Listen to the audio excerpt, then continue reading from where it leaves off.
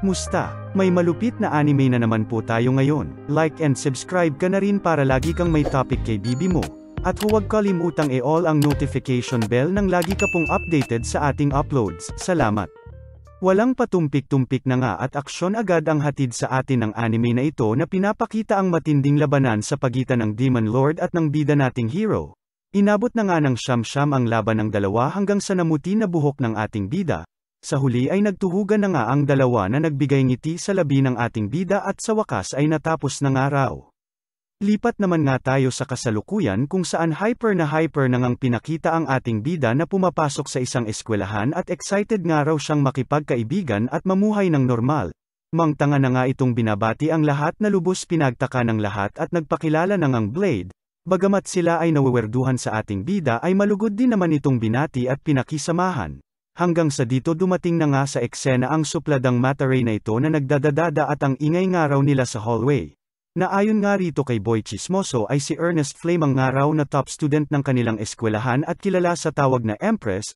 Bagamat may katarayan ay nilapitan naman nga agad ito ni Blade at dito binati kagaya ng iba.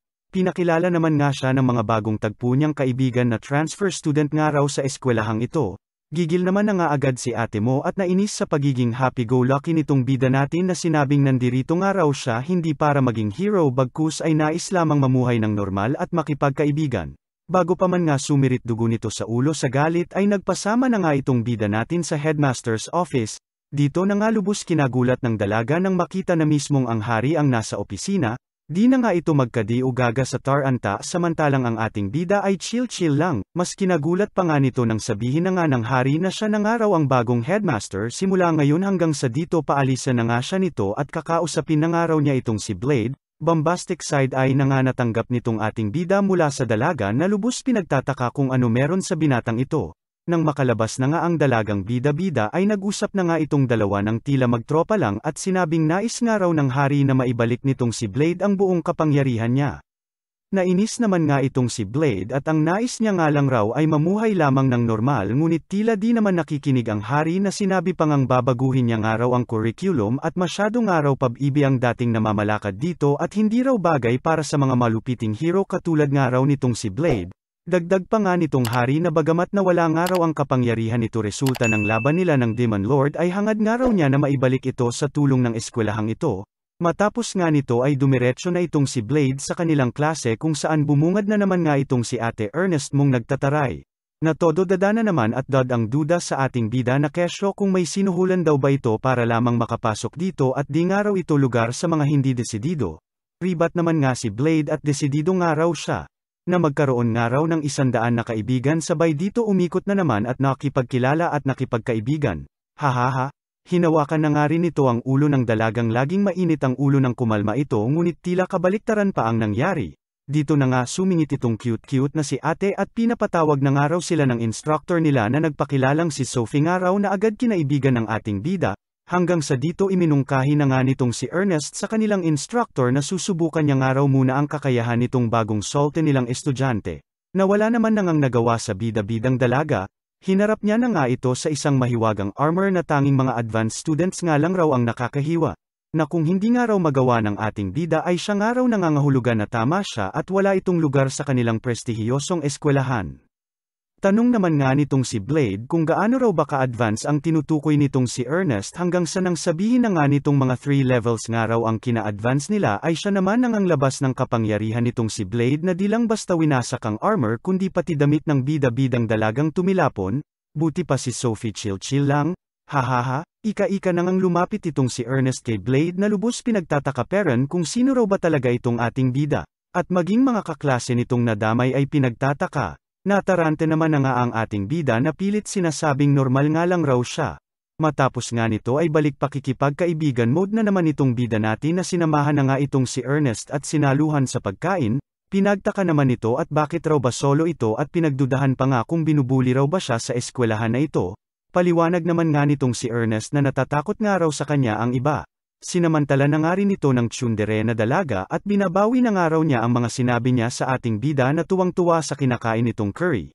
Bagamat ayon nga kay Blade ay wala naman nga raw siyang maalalang sinabi nito sa kanya ay nag-sorry pa rin ito at binabagabag nga raw siya ng mga sinabi niya rito. Nagpasalamat na nga rin itong si Blade at malaking tulong nga raw itong si Ernest sa kanya, na itinuturing niya na nga raw na kaibigan. Todo namula naman na nga si ate mo na tiklop na sa kakulitan ni kuya mo. Kinagabihan ay pinakita naman na nga itong si Ernest na tuwang-tuwa rin at may unang kaibigan na nga raw siya, sabay nagulat nang manginig na lang bigla ang espada nito sa pader. Dito may kaunting pa-flashback na nga kung saan pinakita ang nakaraan nitong si Ernest nang hawakan niya ang espada na tila naglalaman ng duro-demonyong kapangyarihan na hanggang ngayon pilit niyang nilalabanan. Kinaumagahan ay balik eskwela na naman nga sila kung saan balik pagsasanay kasama itong si ate Ernest mo nagigil makipaglaban, na pinaalalahanan nga rin ni Bibi Sophie ko na palaban at siya nga raw ay magdahan-dahan. Cute mo Bibi ko love you, hihi. Hanggang kalaunan ay bigla na nga lang nahimete itong si Ernest na agad inagapan ng ating bida at dinala sa kanilang klinik. Dito kinausap na nga ng ating bida si ate doktora at gamutin niya nga raw itong si Ernest tulad ng pagkagamot niya sa kanya. Paliwanag nito na kaya niya raw manggamot maging ng mga 50-50 na ngunit di niya nga raw kaya pagsumpa na ang usapan, hanggang sa dito magising na nga itong si Ernest na lubos pinag-alala kung may nagawa o nasaktan nga raw ba siya. Wala naman nga raw nangyaring masama ika na nga ng ating bida at kung meron mang masama ay timbang lamang ng dalaga na lubos kinapula na naman ito. Dito nagpumilit na nga itong umalis na pinigilan naman na nga ng doktora at magpahinga na nga raw muna. Kaya si Blade na ang pumagitna sa dalawa at siya na nga lang raw magbabantay sa pasaway na dalaga. Kinagabihan, nagsagawa na nga ng sekretong pag-imbestiga itong ating bida at pumasok sa isang pasilidad na naglalaman ng impormasyon sa espada nga nitong si Ernest at dito nalaman na ang pangalan ng Demon Sword ay Asmodeus. Kinabukasan ay wala naman nangang pinalampas na oras itong si Blade at agad kinausap itong si Ernest, na pinagdudahan na naman nga ang layon ng ating bida. Wala nga raw paki itong si Blade sa iniisip nitong dalaga basta ang importante nga raw ay siya na kinataranta na naman ni ate mong nag-assume at hanggang friends nga lang raw sila. Hanggang sa dito ipinaliwanag na nga ni Blade ang sekreto sa kabila nga raw ng espada nitong si Ernest, na may sariling pag-iisip nga raw ang espada nito na nagbibigay ng pangmalakasang kapangyarihan sa gumagamit nito ngunit walang lubusang kontrol dito. Kwento naman nga ni Ernest na nangyari nga raw ang lahat ng 6 na taong gulang pa lamang siya nang mahawakan niya ang sinumpang Demon Sword na nasa kustodiya ng kanilang pamilya, na sinubukan nga raw kunin ang kanyang katawan na hanggang ngayon ay pilit niyang nilalabanan. At salamat nga raw sa katigasan ng ulo niya kaya di peren hanggang ngayon makuhang lubusang kontrolin ng demon ang kanyang katawan. Paliwanag naman ni Blade na may paraan nga raw para malampasan niya ito at yun nga raw ang i-acknowledge siya ng demon. Bagamat alam na ito ni Ernest ay puno ito ng takot na di magtagumpay at tuluyang lamunin ng sumpa, dito na nga hinikayat ni Blade ang dalaga at siniguradong walang mangyayaring masama at magtiwala nga raw itong si Ernest sa kanya. Nakumbinsi naman na nga ang dalaga at nakapaloob na demon sa kanyang espada ay hinarap na, habang ang ating bida ay mahinahon lang na nanonood at nagbabantay sa kanto at naka-estambay. Buo naman nga ang loob nitong si Ernest at nariyan nga raw si Blade kung sakali mang hindi siya magtagumpay sabay dito nakipagsabayan na nga sa demon ng kanyang espada. Sa huli ay hubo peren nagtagumpay na rin itong dalaga na masayang sinalo ng ating bida. Matapos nga nito ay matinding pagbabago na nga ang naging epekto kay Ernest na tila ibang tao na at todong ngiti na. Nalubos kinatuwa rin ng mga tao sa paligid niya. Sana ay natuwa ka rin Lods kaya sana ay pindutin mo na rin yung like at subscribe. Damay mo na rin bell para updated ka lagi. Todo tingin na nga itong si Blade dito kay Ernest at tila may nagbago nga raw dito na di nga lang raw niya mapagtanto kung ano, na todo nagpa-blush naman na nga sa dalaga. Bagamat sinubukan ay sa huli wala talaga at di niya raw malaman. Nalubos kinabwisit na nga nitong si Leonard at bro code nga raw na dapat alam agad ng lalaki ang pagbabago sa isang babae. Hanggang sa dito na nga nila mapansin itong si Baby Sophie na lagi nga raw mag-isa kung mag-training. Na ayon nga kay Ernest ay masunuri naman daw at madalas gumagalaw lamang base sa utos ng ibang tao. Kaya nga pinagtaka nga raw niya at sinabi ng kusa ang pangalan nito kay Blade. Sabay dito na nga iminungkahi nitong si Ernest na ang bida ng araw natin ang bahala dito kay Sophie. Agad naman nang lumapit itong si Blade sa dalaga sabay dito ay nagpakilala, na binati naman nga nitong bibi ko at kilala na nga raw siya nito. Dito na nga pinagtaka nitong si Blade sabay iminungkahi sa dalaga na mag-training nga ng espada, dahil sa sinabi nga nito sa kanya na kamay niya nga lang raw gamit niya sa pakikipaglaban, dagdag pa nga nitong si Blade na tuturuan nga raw niya ito kung nais nito. At dito nagtanong na naman nga ang dalaga kung utos daw ba yun, di nga raw yun utos agad na sabi naman na nga nitong si Blade at sinabing gusto nga raw niyang tulungan itong si Sophie bilang isang kaibigan at hindi para mandahan. At kung ayaw nga raw nito ay okay lang naman daw. Pumayag naman na nga itong dalaga ngunit sa kasamaang palad ay dito na nga raw nagtatapos ang training nila ika na nga nitong professor nila. Sabay dito na nga akala ko ay nabalileeg nitong si Sophie na lumingon at tila nagpapakyut sa ating bida, hahaha. Kalaunan ay pinakita na ngang magkasamang nagtitraining sila Blade at Sophie, kung saan tinuturuan na nga nitong si Blade kung papaano tamang gumamit ng espada itong dalaga. E-channel nga raw nitong si Sophie ang kanyang fighting spirit sa espada at dito isiping extension lamang ito ng kanyang katawan sabay dito tila butter lang na hiniwa ang armor na kanilang pinagpapraktisan. Inabot na nga sila ng maghapon hanggang sa dito pinakita na nga na agad namang nakuha na ni Sophie ang mga turo nitong bida natin na nagyaya na ngang umuwi at sapat na nga raw iyon sa araw na ito. Nagulat naman nga itong si Blade nang magsalita nga itong si Sophie at kung matatalo na nga raw ba niya si Ernest sa estado niya ngayon, na sinagot naman na nga ng ating bida at medyo malayo-layo pa nga raw bago niya ito magawa. Hanggang sa dito bigla na nga lang nagmoment ang dalawa sabay di nagana na nga nitong si Baby Sophie ko ang bida-bida, masakit mang makita pero kailangan kong ikwento ang aking mga nakikita, Sophie, I love you pero taksil ka, hahaha. Sabay dito nagpaalam na nga at turuan nga raw ulit siya nito kinabukasan, aray ko harap-harapan, anyway, kinumusta na nga ng hari ang ating bida at musta raw buhay estusyante na itaw wow, ano name mo ate este ayun na nga, dagdag pa nga ng hari kung may mga kaibigan na nga raw ba itong si Blade na since birth wala pa since na hero nga ito, kaya atet magkaibigan, nabwisit naman nga itong si Blade at pinagmumukha masyado nitong wala siyang kaibigan hanggang sa dito mabanggit na nga niya na may mga tropa na raw siya at kabilang na nga raw dito itong si Sophie. Dito na nga nagulat itong si Blade nang maikwento na nga nitong hari na itong si Sophie ay produkto lamang ng isang eksperimento na naglalayong bumuo ng isang hero tulad nitong si Blade, at bahagi lamang at pang-12 ng 12 version nito mula sa orihinal na taong si Sephitia Femto.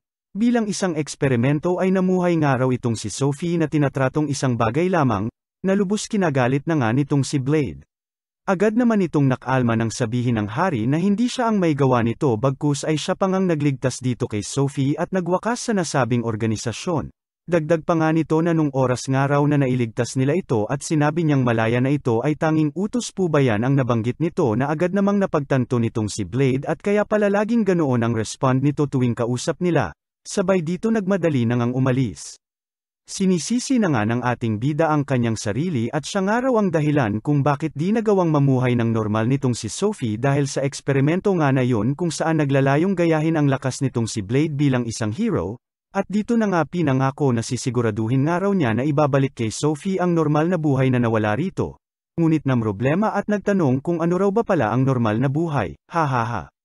Una na nga nitong nilapitan ng school nurse nila kung saan tinanong na nga nito kung ano raw ba normal sa mga taong nasa edad niya, na sinagot naman ng pabiro ng nurse at willing daw siya ipakita kay Blade ang lahat ng nais nitong malaman na ginagawa ng kabataan, hahaha, kaya naman umalis na lamang ito sabay ramekte kay Leonard kung saan tinanong nito kung ano raw ba ang kabataan, ano raw ba meron dito na lubos pinagtaka na nga nitong si Leonard at sinabi na lamang na kapag usapang kabataan ay di mawawala ang pag-ibig. Nagmamadaling umalis na naman nga itong si Blade at mga tropang babae naman ang ginulo kung saan tinanong na nga nito kung ano raw ba ang pag-ibig. Bagamat nagulat ay sinagot naman siya ng mga ito at pag-usapang love nga raw ay di mawawala ang date-date sabay kumari pa na naman nga ng takbo ang gago. Hahaha, si Ernest naman nga ang pinuntahan nito na natarante na nga at nag-assume na naman ng tanungin na nga niya tungkol sa kung ano nga raw ba ang date. Dito na nga sinagot ng mimi nito este ni Ernest ito na ang date nga raw ay ang ginagawa ng mga magjowa na lumalabas ng sila lang, lakad-lakad kung saan, minsan labas-labas as friends nga raw pero napupunta na Tagaytay hanggang sa ayon after 9 months nanay at tatay na, gets mo na yan malaki ka na ika na nga nito, takbo na naman nga si kuya mo at makikipag-date nga raw siya na nag-iwan na nga dito kay Ernest na nanggigigil na naman at sino raw pala ede-date nito. Hanggang sa dito puntahan na nga nito si Sophie na inabutan na ngang nakahubad sa changing room ng mga babae abat iba rin parang naglalakad lang sa isang palengke, at dito niyaya na nga na makipag-date. Kinabukasan ay makikitang naghihintay na nga itong si Blade sa labas habang binabantayan ng mga dalaga niyang mga kaibigan at maging si Ernest ay kasama nga rin. Hanggang sa dumating na nga itong si Sofia at dito todo na nga pa na nga ang dalawa sa kung ano ang gagawin at parehong bago sa kanila ang pakikipag-date. Kung saan may pinotebook pa nga itong si Blade kung saan nakasulat lahat ng kanilang itinerary.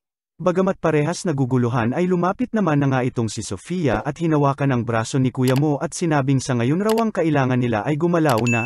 Nagsimula na nga maglakad-lakad at umikot-ikot ang dalawa habang ang tatlong ito ay patuloy na sinusundan ng dalawa. Abat mukhang ready na ready pa nga ang tatlo na ito na todo naka-swimsuit pa lahat-lahat masundan lang ang dalawat sa tubig ay nagpapakahirap. Ang tatlo na nga rin ang tagasalo ng mga nawawasak nila Blade at Sofia hanggang sa magpahinga na nga rin muna ang dalawa with matching couple drinks pa nga sa lilim ng isang pagoda.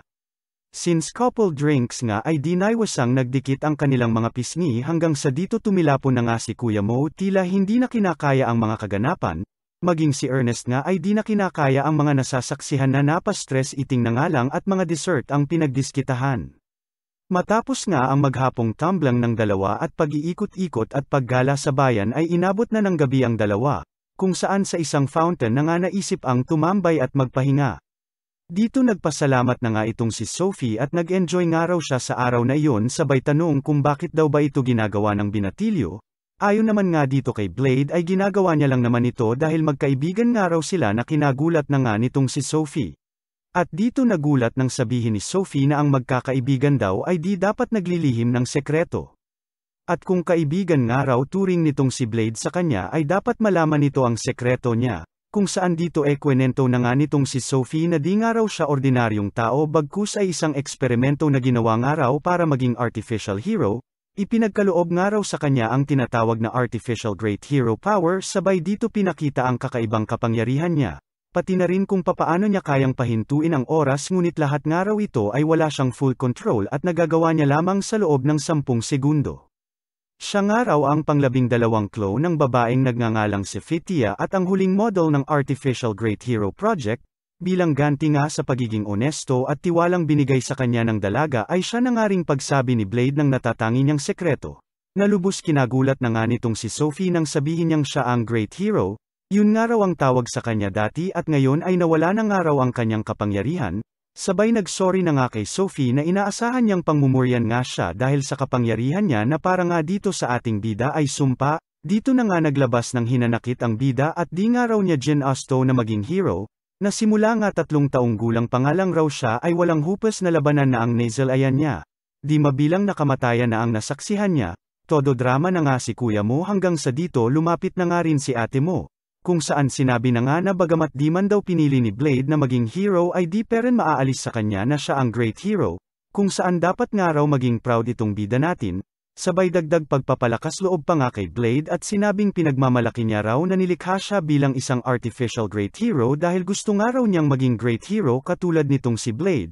Nang mahimasmasa na nga sa pagmomoment si Blade ay sinabi naman na nga nitong di na nga raw siya papaapekto sa past niya sabay naghawakan na ng kamay ang dalawa at sekreto nga raw nila ay sa kanila lang dalawa. Sana all na naman, sinampal na naman ako ng heartbreak, huhu, pero okay lang basta sampilan nyo na rin po like at subscribe ko dyan, hahaha, salamat. Panibagong araw na naman sa Sana All na buhay ng bida natin na may moment na naman kasama si Bibi Sophie, habang itong si Ernest ay selos na naman.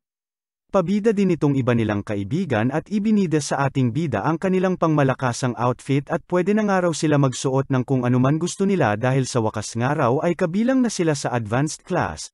Pag-aalala lamang ang nakuha nito mula sa bida natin at baka nga raw lamigin sila sa suot nila kaya dito umeksena na nga itong si Leonard na siyang nagpa-cute na nga sa mga dalaga. Sa gitna na nga ng kalandian ng mga kabataan ay siya nang singit nitong si Ernest at naikwento na ang hari nga raw ay may dinalang isang magical beast sa kanilang paaralan na lubos kinabahala na nga ng mga mag-aaral habang itong si Blade ay chill-chill lang.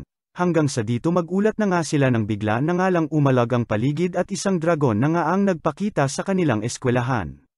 From Espo naman agad ang ating bida na may dalang isang tray ng curry at dito walang takot na nilapitan ang dambuhalang dragon. Nakatikim na nga ito ng isang suntok kay Blade na nagpatamba dito sabay dito mahinahon na binigyan ng pagkain ng dragon na ayon dito kay Blade ay isang batang dragon lamang. Natawa naman nga itong bida natin ng maanghangan ang dragon sa kinain nitong curry habang ang mga tao sa paligid ay di pa rin makaget over sa pagkakawanhit ni Blade sa dambuhalang dragon. Kaya naman natarante na naman tuloy ang ating bida at napatanong kung di raw ba normal ang makatalo ng isang dragon dagdag pa at di naman raw ito great dragon o ancient dragon.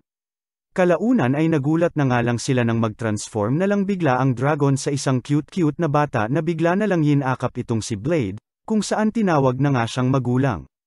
Habang hinahanap nitong si Blade ang dragon at di nga nito nakita ang proseso ng pag-transform nitong bata ay pilit pagkumbinsi naman nga itong sila Ernest na ang bata nga raw na sa kanya ay todo yumayakap ay ang hinahanap nitong dragon, na di naman pinapaniwalaan ng ating bida.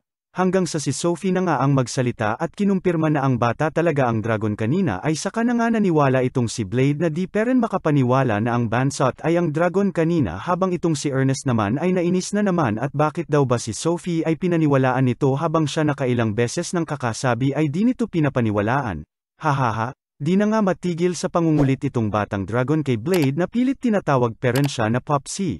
Lakas nga raw nung suntok niya kanina na lubos kinatuwa nito at as expected nga raw sa magulang niya. Wala naman nangang nagawa sa pangungulit ng batang dragon ang ating bida hanggang sa kinagabihan nga ay kasama na nitong maligo ang bata na tinawag na nitong Ko. Dito tinanong na nga rin siya ni Ko kung ano raw ba kahulugan ang binigay niyang pangalan dito. Ayon naman dito kay Blade ay hango nga raw ito sa pangalan ng isang tapat na kabalyero na sobrang lakas na laging tumutupad sa mga pangako nito. Sa gitna nga ng kanilang paliligo ay bigla na lang lumutang itong si Ernest na nabulantang na nga sa inabutan nitong eksena, dito pinaliwanag na nga nitong si Ernest at ayon nga raw sa research niya ay natural esang naghahanap ng malalakas ang mga magical beast tulad ng isang dragon. At kung sakaling matalo nga raw ay nawawala ito na nagiiwan sa kaluluwa nito hanggang sa ma-reincarnate ito. At sa susunod na buhay nito ay kinukuha nito ang itsura ng kung sino mang nakatalo dito. Dagdag pa nitong si Ernest na lubhang rare nga raw ito at bihira nga raw sa isang tao na makatalo ng isang dragon na kinataranta na naman ng ating bida na nakisakay na lang at mahirap raw talaga makatalo ng dragon, hahaha. Lubos na gulat na naman nga itong si Ernest nang umeksena na nga itong si Ko at bida-bidang nagpakilala sa pangalang binigay sa kanya ni Blade na nagpainit na naman nga ng ulo nito at bakit daw ba kasama nito maligo ang bata sabay tinawag na namang bastos ang bida nating naghihikapos. Maging kinabukasan ay di pa rin mawala ang inis nitong si Ernest sa ating bida. Samantalang itong si Ko ay todo nagpapasubo at pag-ibig pa rin kay Blade. Sinubukang bigyan pagkain din ng kanilang mga kaibigan itong si Ko ngunit tinarayan lamang nito at sinabing di raw sila friends at tanging si Blade nga lang raw ang pwede. Dinagdag pa nga nito na dapat may kiss raw siya kada umaga, at sa tuwing sila ay kakain ay dapat nasa kanlungan nga raw siya ng ating bida. Nabwisit na nga ang mga ito nang sabihin rin ni Ko na dapat sa katawan nga lang raw niya itong bida natin nakatingin at hindi sa mga losyang nakatawan ng ibang babae. Sabay dito hinusgahan na nga ang buong pagkatao ng ating bida, hahaha. Nagmukmak na nga lang sa tabi ang ating na-judge na bida na maging mga kaklase nito ay walang magawa sa gigil ng mga dalaga, hanggang sa dito mapadaan na nga itong si Ko na agad namang niyaya ni Blade nang siya ay may makasama na. Tuwang-tuwa na naman nga ito at pinansin siya ng ating bida. Ngunit kalaunan ay na-OP ng mga kaklase nitong si Blade ay lumapit, kaya naman nang lumingon na itong si Blade ay wala na itong si Ko at umalis na. Nag-ikot-ikot na nga ito sa eskwelahan at dito nakita ng ilang estudyanteng nagtitraining na malugod siyang binati at kinausap, tila gusto ring makipag-usap nitong si Ko ngunit malungkot na lamang umalis kung saan dito na nga niya nakasalubong si Blade. Kinagabihan ng nakatulog na nga itong si Ko ay kinumusta naman na nga nitong si Ernest si Blade, at sinabing di nga raw pwedeng magpatuloy ang ganito na nagpapanggap siyang magulang para sa batang dragon, na sinang-ayunan naman ang ating bida ngunit sinabing kung hindi nga raw niya ito gagawin ay kawawa naman itong si Ko at mag-isa na lamang sa mundo, na alam nga raw nitong si Ernest ang pakiramdam. Nainis na may halong tuwa naman na nga itong si Ernest at seryoso nga raw itong si Blade na alagaan ang batang dragon, na maging si Sophie na nakatago lang sa gilid ay lumutang na at naliwanagan na dahil nag-aalala rin ito sa ating bida. Sabay umalis na nang masiguro lang na okay itong si Blade. Pakabalik sa kwarto ay wala na nga sa kama itong si Ko hanggang sa makita na nga ito ni Blade sa taas ng bubong kung saan ito ay nagmumuni-muni at nakatingala sa moon. Dito na nga iminungkahi ni Blade na makipagkaibigan nga raw itong si Ko sa iba na agad binara naman ng batang dragon at likas na mag-isa nga raw ang mga dragon, namumuhay ng mag-isa at namamatay ng mag-isa. Di nga raw niya kailangan ng kaibigan at sa bida natin ay solve na. Kinabukasan ay iniwan na nga muna ni Blade si Ko sa opisina ng hari at sila nga lang raw ang may kayang tapatan nitong si Ko kung sakali ngunit inabutang wala dito si Ko hanggang sa mapunta na nga siya sa kwarto niya at dito narinig na naglalaro ang batang dragon. Nagulat na nga si Blade nang makitang kasama sila sa laro nito maging sila Ernest at Sophie at natuwa kay Ko. Ngunit lubos na gulat nang marinig na tanda ni Ko lahat ng pangalan ng mga estudyante sa kanilang eskwelahan na sobrang umantig ng kanyang puso at naramdaman niya ang pagnanais ng dragon na kaibiganin ang lahat. Malungkot na ngang naglakad papalayo ang ating bida sabay pinag-uuntog ulo sa pader. Dito na nga niya pinaliwanag kay Ernest na nakasalubong nito na ang kailangan nga raw ni Ko ay mga kaibigan. Ngunit dahil nga sa nature ng pagiging dragon ay di nito magawa, kung saan di nga pwedeng kilalanin ng isang dragon ang sinumang mas mahina dito. Dahil nga dito ay kailangan munang matalo ng tao si Ko nang maituring niya na itong kaibigan na lubos kinalungkot na nga nitong si Blade. Hanggang sa dito iminungkahi na nga ni Ernest na huwag sarilinin ni Blade ang problema at humingi ito ng tulong sa kanya o kung hindi ay sa lahat sa kanila kung kinakailangan. At siyang tunay nga kinabukasan ay magkasama na ngang pinuntahan ng dalawa ang mga estudyante, kung saan wala na ngang patumpik-tumpik na humingi ng pabor itong si Blade sa lahat ng tao na naroroon, at iminungkahing labanan nga raw nila si Ko at talunin ito. Lubos na bahala naman ang mga ito at wala nga raw sila pan-apat sa isang dragon katulad ni Ko. Sa pagmamakaawa na siya ay pagbigyan at ng anak-anakan niya ay mabigyan ng mga kaibigan ay lumuhad na nga ito sa mga estudyante pumayag lamang ang mga ito. Maging si Ernest ay kinagulat nila dahil lumuhad na rin sa pagnanais na sila ay makumbinsi sa kanilang pakiusap. Di pa nga dito natapos at maging mga kaklase nila sa advanced class ay sumunod na rin at nakiusap. Sa huli ay pumayag na rin ang mga ito dahil na rin sa pangmalakasang pakikiusap ng nagsiluhurang mga tropa nitong si Blade. Dumating na nga ang araw ng kanilang labanan kung saan todo pwesto na nga itong hari at excited na sila ay mapanood. Habang si Ate Mysterious na cute-cute ay nag-alala naman kung kikilalanin daw ba ng dragon ang laban na ito na pagkakaisahan nga raw ito. Paliwanag naman ng hari na tila bubuyog nga lang raw ang mga tao sa paningin ng dragon kung saan lumalaban ng sama-sama kaya wala daw itong kaso kung sakali. May jowa na kaya ito si ate, anyway, hahaha. Sinabihan naman nitong si Blade na makakabuelo na nga raw sa pakikipaglaban nitong si Cody tulad ng nabalitaan nitong nahuli lamang ito dahil sa mga trap at gamit ng mga tao. At sa oras nga raw na ito ay magiging patas na ang laban, at ipakita nga raw nito sa mga tao ang buong lakas nito. Pakita nyo rin po Lods suporta nyo sa ating channel sa pamamagitan ng pag-like at pag-subscribe, hahaha, salamat. Wala naman nang ang inaksayang oras ang mga estudyante at kanya-kanya ng takbuhan mula sa dambuhalang dragon form ni Ko, haha, na bagamat lamang sa dami ay sadyang lugi sa lakas at laki nitong si Ko. Dito umeksena na nga itong si Ernest at pinaalalahanan ang mga kasamahan niya na alalahanin nga raw nila ang kanilang naging training at mga formation.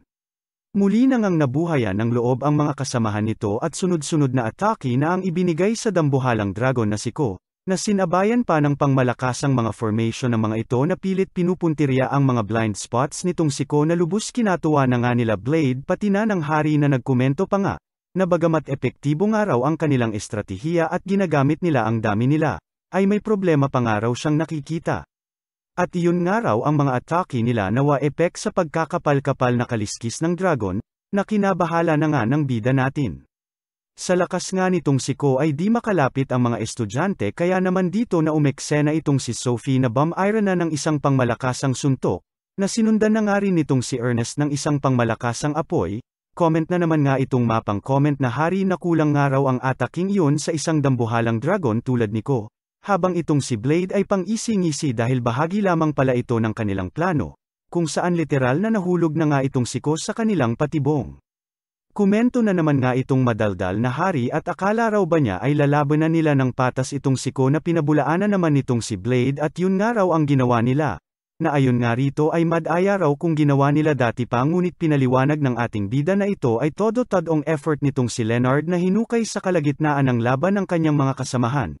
Di pa nga raw yun sapat ika na naman nitong pab-ibong hari di na lang manahimik manood sa tabi habang ang mga estudyante ay todo effort sa pakikipaglaban kay Ko.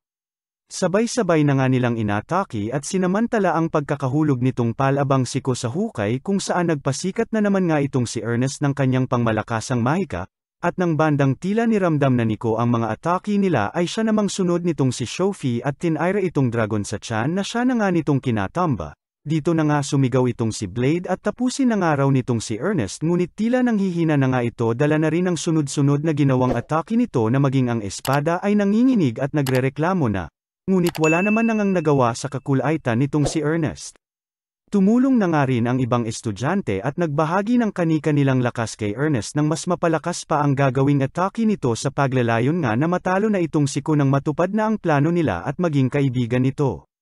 Hanggang sa isang malaking bola-bola na nga ng apoy ang nagawa nila na siya nang ang ibinato nitong si Ernest dito sa nagulat na siko and boom, tutong si Ate Dragon mo, hahaha. Sa huli ay natalo na nga itong siko, mangiyak-iyak na nga ito ng lapitan ni Blade at sinabing natalo nga raw siya dahil sa mahina siya kaya itatakwil nga raw siya nitong bida natin. Agad pinabulaanan naman ito ni Blade at sinabing hindi nga raw siya mahina bagkus ay malakas nga lang raw talaga ang mga tao lalo na pag nagtutulungan. Napangiti na nga lang itong siko na sumang-ayon sa sinabi ng kanyang tatay-tatayan sabay dito tinanong na nga rin ni Blade na maaari na nga raw ba niya maging kaibigan ang mga estudyante.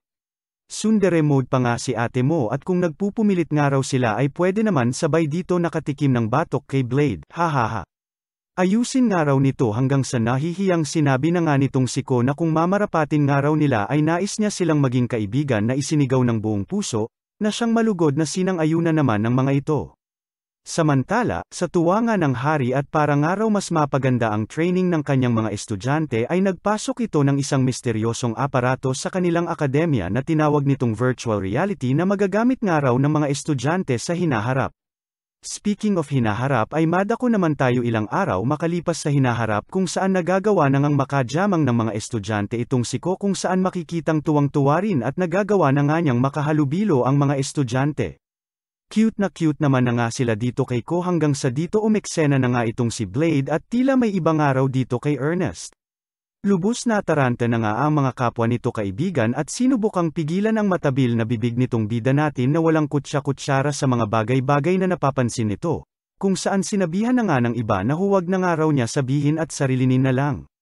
Ano pa nga ba at di peren talaga na gets ng bida natin at pinaglaban talaga na may nagbagong araw dito kay Ernest kung saan sinabi na nga na lumba-lumba ng araw ito, baboy, tabatsoy, tumaba ng araw ito sa Smeriasep nilahat na nga, hahaha. Ano pa nga ba at nasaktan ang feelings ng dalaga sabay nag-walkout na nga dahil gago nga raw itong si Blade, na nagawa pa nga talagang magtaka kung ano raw ba nasabi niya na mali, comment pa nga si Ate Mocha na di na nga raw siya magdududa kung FO na sila, hahaha. Makalipas ang ilang araw ay makikitang tila dinamdam na nga rin itong si Blade ang nagawa niya dahil 3 araw na nga raw nagkukulong itong si Ernest sa kanyang kwarto mula nang late niya ito. Nalubos kinabahala na nga ng bida natin at ayaw niya nga raw na ma-F o sila kagaya ng sinasabi ni Ate Libag na lubos niyang kinababagabag. Nataranta na nga ang bida natin at rerekta na sana kay Ernest at hihingi na nga raw siya tawad hanggang sa pigilan na nga siya ng mga ito at sasama na nga raw sila at baka ano na naman daw masabi nito sa dalaga at baka mas lalo pa nga raw magalit sa kanya. Kinagabihan ay kasama na nga niya ang mga ito na nagtungo sa kwarto ni Ernest at nang di sumasagot ay piniklak na nga ni Ate Libag ang pinto. Dito na nga sumambulat sa kanila ang tila omag-omag na boses ni Ernest na inaakala nilang umiiyak. Ngunit kalaunan ay nagulat at napagtanto ng damayan na ito ni Ko at binuksan na nila ang ilaw nang makita ang katakawan nito na kumakain ng dessert sa dilim. Dito na nga nagpaliwanag itong si Ernest na simula nga raw ng nakaraang laban nila kay Ko ay di na raw mawala at palagi na nga lang raw siya gutom, at di niya raw inakala na meron daw palang mga ganitong pagkain na pagkakasarap-sarap. Sa gitna nga ng pagmomoment nitong dalaga ay sumingit na ang nababagabag na binata at tinanong na kung goods parent daw ba sila ni Ernest at kung friends parent sila, na kinontra naman ni Ernest at sinabing ayaw niya nga lang raw na makita siya ng bida natin sa ganoong estado pagpapaliwanag na nga nito. Nang marinig nga ito ni Blade ay tila wala lang nangyari at okay na ulit siya sabay rekta aalis na sana nang pigilan na nga ang gago ng kapwa niya mga kaklase at sinabing di nga raw ito tungkol lang sa kanya bagkus ay para sa kalagayan nga nitong si Ernest na nais nga raw nilang tulungan. Magsabi nga raw ito ng maganda at motivate itong si Ernest hanggang sa siyang tunay nga ay sinabi rin itong si Blade. Sarap nung donut no, ipagpatuloy mo lang ika na nga nito na kinabwisit pa lalo ng mga kasamahan niya tuloy. Dito na nga bumida itong si Leonard na susyunga-syunga na todo nagpapakyut pang ang sinabi na nandirito nga lang raw siya kahit overweight itong si Ernest na agad nang nakatanggap ng pangmalakasang sapak mula sa dalaga, hahaha. Bumawi naman nga ang bida natin ng sa pangalawang pagkakataon ay nagawa na nga nitong kumbinsihin itong si Ernest na mag-training nga raw kung saan sasamahan at tutulungan nga raw siya ng mga ito. Na masayang sinang-ayunan na nga ni Ate Busog, hihi. Sa mga sumunod na araw ay balik-alindog project na nga si Ate Ernest mo kasama itong sila Blade at ko, na bagamat nahihirapan ay nahihirapan talaga, hahaha. Maging sa pagkain ay may special na menu sila na inihanda rito, matulungan lamang ito sa diet nito. May pa-steam lechon este sa nga rin silang ganap dito, ngunit wa epek peren na maging ang panimbang ay nawasak at no indang, hahaha. Hanggang sa isang araw ay ito na nga mismo ang nagyaya kay Blade sa isang special na lugar kung saan maaari nga raw silang gumamit ng pangmalakasang mahika at may susubukan nga raw siya. Bagamat nagtataka ay game naman nga itong si Blade at sinamahan na nga itong si Ernest. Kung magtatagumpay nga raw siya sa plano niya ay solve na ang problema niya sa timbang, at kung may mangyari nga raw na something ay nandyan naman daw itong si Blade para alalayan siya. Nagsimula na nga itong magcast ng spell niya, I Command Chuchu, o Sword Consume My Flesh Chuchu for Power Emi at pangmalakasang apoy ay siyang bumalat na nga dito. Dumating na nga rin sa eksena ang kanilang mga kaibigan kung saan inabutan ang mga paganap ni Ernest. Isang nag-aapoy sa kaseksihan na form na nga ang lumutang sa apoy kung saan narinig na nga nila ang boses ng demon sa loob ng espada nitong si Ernest na may pa-explain sa pangmalakasang form nga raw nitong si Ernest na immune sa pisikal na atake. Sabay dito hinanap kung sino raw ba kalaban nitong dalaga may papangmalakasang form na ganito hanggang sa magsalita na nga itong dalaga na ang goal nga lang raw niya ay ang matanggal ang mga taba niya, hahaha. Wala naman nangang nagawa ang nagamit na demon hanggang sa kalaunan ay nanghina na nga itong si Ernest at nagutom na dahil sa nasobrahan na sa literal na pag-burn ng fats. Sa gutom nga nito ay tila nawala na ito sa sarili at sila na ang pinuntiriyang pagkain, na agad din namang napigilan nitong si Blade gamit ang pangmalakasan niyang skills. Ano pa nga ba at eksena na naman itong habadera na benendera na naman ang kagubatan ng bataan na lubos na nga ang katuwaan at kalbaryo niya ay napagtagumpayan. Ngunit kalaunan ay nahuli na naman nga nilang lumalamon ng mga mamon at ayon mukha na namang hamon de lechon, hahaha.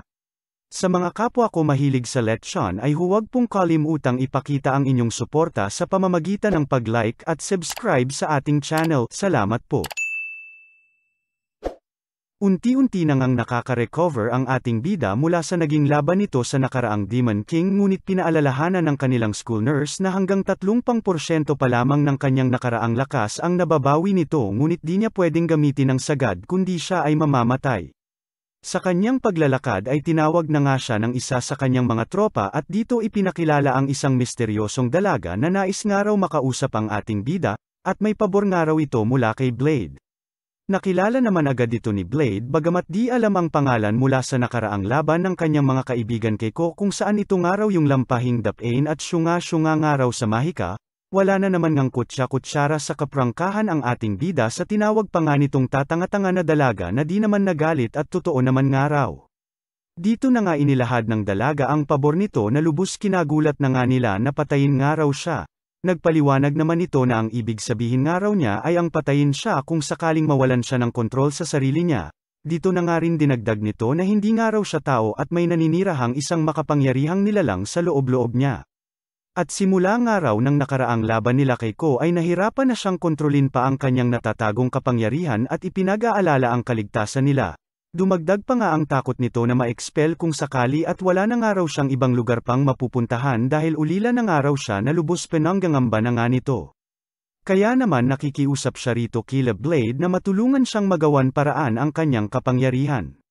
Wala namang naging kaso ito kay Blade maging sa mga kasamahan nila na bukas palad na tinanggap ang paghingi ng tulong ng dalaga.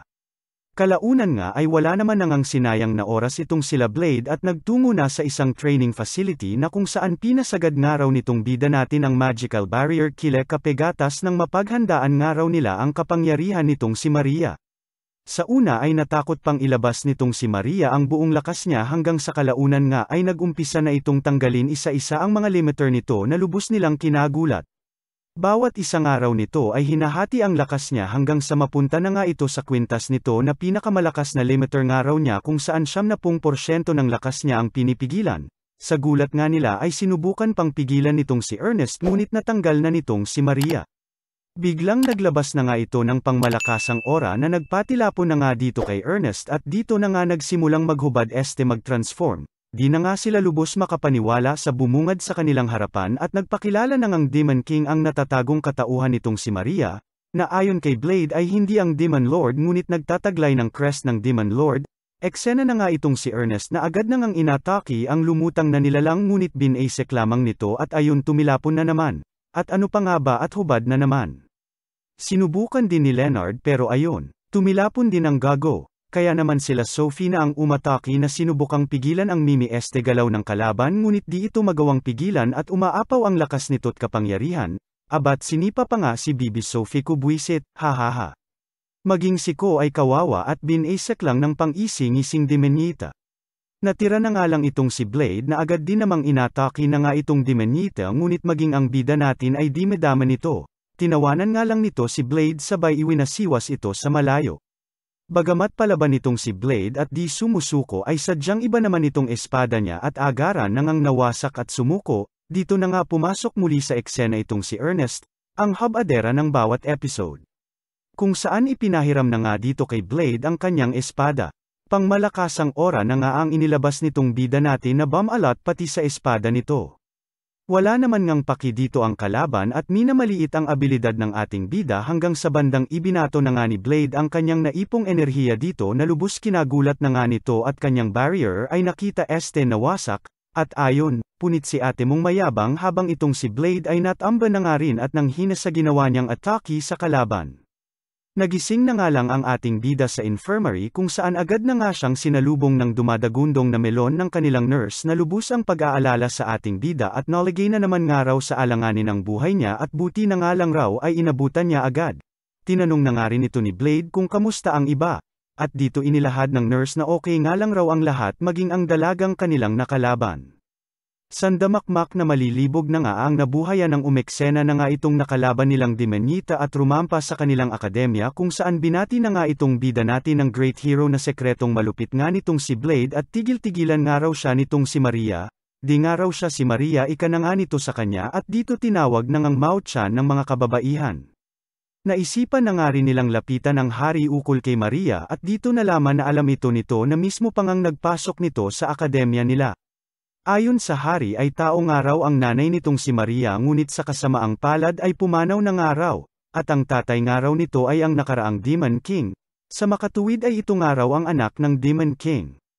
Bida-bida na nga itong si ate anak ng Demon King na gumigala sa akademya nila at nag-iiskandalo, mga mahinang nilalang, buti pa ko di natingin sa violet na panty na may guhit, hahaha.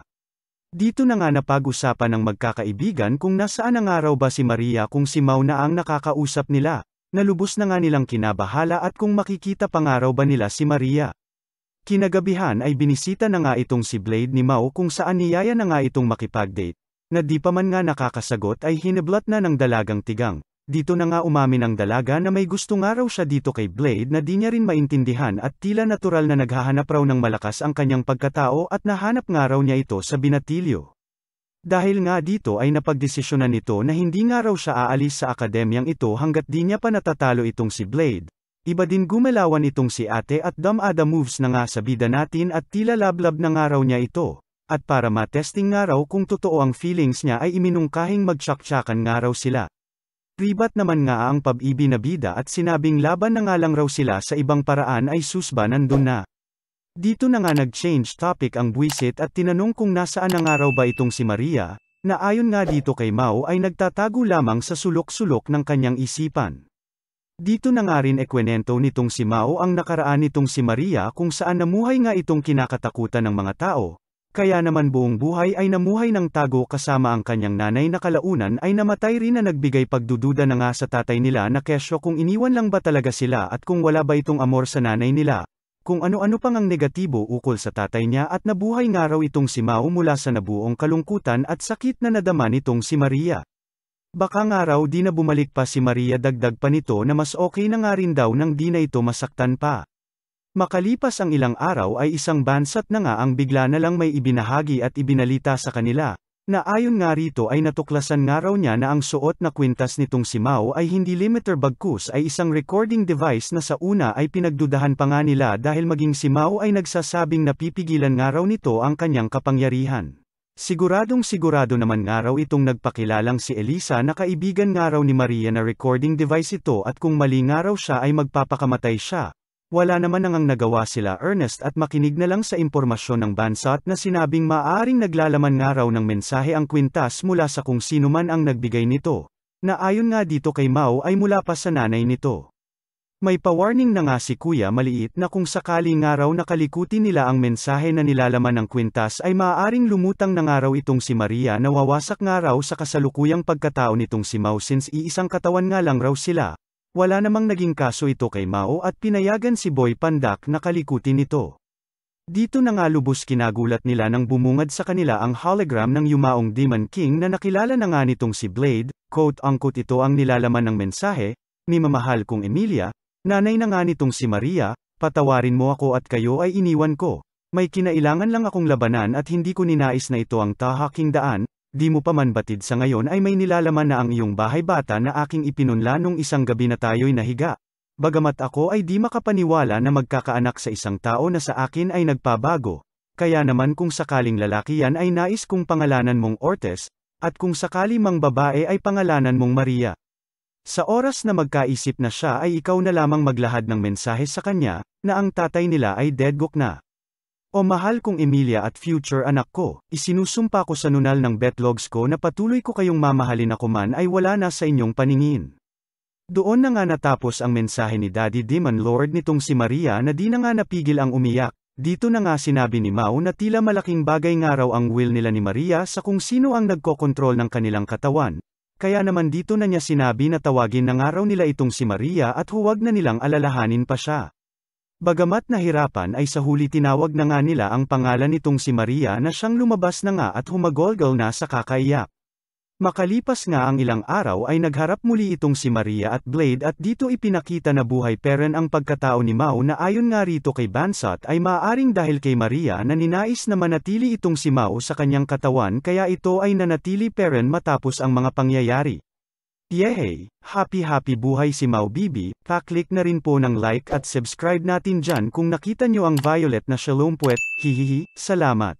Isang araw, isang sentor na nga ang namataan nila Ernest sa kanilang lugar na agad naman nang nakilala nitong si Blade at tinawag na Dayon. Nataranta na nga ang sentor nang makita ang ating bida na kamuntikan pang ang tawagin nitong great hero kung hindi pa sinungal-ngal na ating bida ang bibig nito at sinabing secret nga lang raw ang pagiging great hero niya na agad din namang nagets ng dalagang kabayo. Nataranta na nga rin tuloy itong si Blade nang magtanong ang mga kasamahan nito kung kakilala daw ba nito ang dayo na todo explain na nga sa mga ito, hanggang sa mag-change topic na nga lang ang ating bida sa dala nitong si Dayo nang malihis na ang mga atensyon ng mga ito. At dito nagpresente na nga silang samahan at tulungan ang bagong tagpong kaibigan, hanggang sa kalaunan ay bumungad na nga sa kanila ang hari na siyang layon nitong si Dayon na nagpadala ng nasabing cargo. Dito na nga rin inilahad ng hari ang tungkol sa next assignment nitong si Dayon at iyon nga raw ang maging instructor ng Rosewood Academy at doon magturo, na lubos na nga nilang kinagulat. Sa pag-uumpisa nga ng pagtuturo nito sa kanila ay nagpakitang gilas muna ito at nagpa-sample ng kanyang kakayahan, kung saan binasek lang nito ang mga bloke ng God Iron na lubos kinagulat na nga ng lahat at ang nasabing God Iron ay lubhang matibay at di nga raw nawawasak. Mas kinabulantang pa nga ng iba na bukod sa nabubutas nga nito ang God Iron ay nagawa pa nitong tunawin ito, at kalaunan nga ay nagpakilala na sa buong klase bilang Dayon, the Demon Lance. Dito na nga lubos kinagulat nitong si Ernest nang mapagtantong ito ay si General Dayon na commander ng Top Cavalry Corps, na kina-starstruck na nga ng buong klase. So na-meet nyo na po ang great hero ika na nga nila sa natarantang instructor na napakamot ulo na lamang sabay nagtanong pa nga kung papaano nga raw nito nakilala itong si Blade na papito-pito nga lang sa gilid.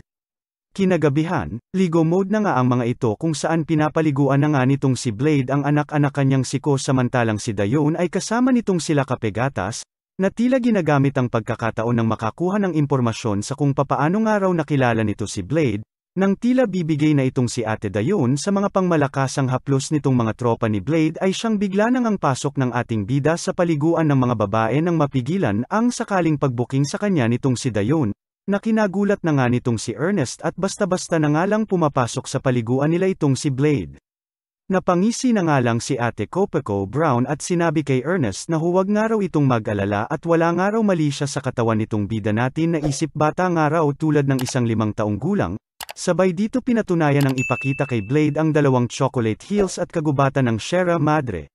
Hahaha, at siyang tunay nga ay wa-epek sa bida natin. Kalaunan ay napakwento naman na nga itong si Dayon at speaking of 5 taong gulang ay nakilala niya nga raw itong si Blade ng 5 taong gulang pa lamang ito.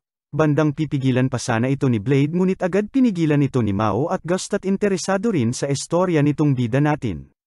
Sa pagpapatuloy nga ng kwento nitong si Dayon ay tila hayop nga raw itong si Blade nang makita niya dati na sa gutom raw ay bigla na lamang siya inatake at kinagat sa puweten niya, sabay pinakita ang peklat niya na ebidensya ng kagat ng dating batang gala.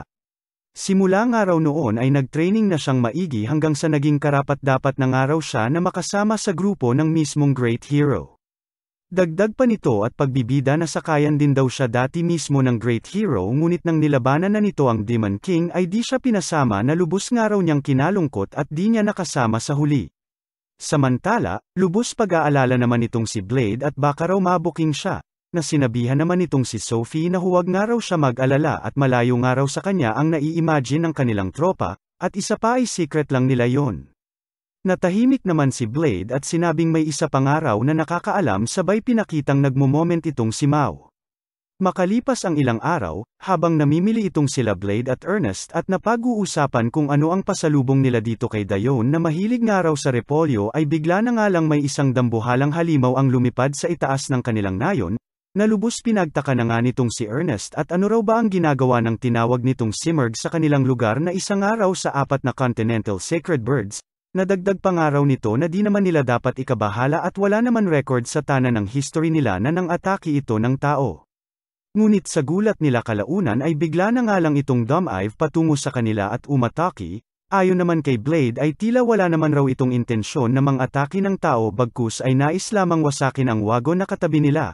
Sabay dito napagtanto na maaaring kagagawa na naman nga raw ito ng pasaway na hari, na kalaunan ay pinakita nga ng cameraman na pang-ising-isi sa kung saan. Agad na nga nilang tinungo ang hari at ibinuhos ang mga tanong dito at hiningi ang pagpapaliwanag nito sa mga ganap sa kanilang lugar, at bakit raw ba may Simurgh na basta na lang nang wasak ng isang wagon na nagkataon pa nga raw na parehas ng dala nitong si Dayon nakaraan na utos nga raw nitong hari kamakailan pa lamang. At dito na isiniwalat sa kanila ng pasaway na hari ang isang itlog na nga ng dalawang nag-uurumintadong Simurgh kanina, na depensa pa nga ng hari na di niya raw ninakaw bagkus ay hiniram niya nga lang raw, hahaha buwisit. Dito sumingit na nga si Ate Secretary at sinabing ipaliwanag nga raw kasi ng maayos nitong hari ang sitwasyon nang wala sa kanyang kamwestiyon. Sabay dito nagpaliwanag na nga ang hari na may 2 kondisyones daw kasi ang pag-hatch ng egg ng isang Simurgh. Una nga raw ay dapat kasing taas ng 10,000 taong gulang na sagradong puno, at pangalawa naman ay dapat mababad ito sa lumulubog na araw sa mismong araw ng hatching nito. At kaya nga raw nandirito ay nakita nga raw nila na susyunga-syunga raw sa paggawa ng pugad ang mga magulang nito at pangit pa nga raw ang napiling lugar na maaaring magkompromiso nga raw sa pagpisa ng itlog na maaaring modlot dahil sa kapabayaan ng mga ito, at ginawa niya lamang nga raw ito para tulungan ang mga ito. Sakto nga rin daw kailangan ng mga estudyante niya ng training kaya dito na nga iminungkahi na sa kanila ipagawa ang nasabing misyon, at kung nais nga raw nilang maging hero ay isalba nga raw nila ang pagpisa ng itlog. Nalubos na nga nilang kinabahala dagdag pa ang sinabi ng hari na kinabukasan na raw ang nakatakdang pagpisa nito. Kaya naman kinabukasan ay agad na ngang pinaghandaan nila Ernest ang nasabing misyon at pinaliwanag sa kapwa nila mga estudyante ang kanilang layon.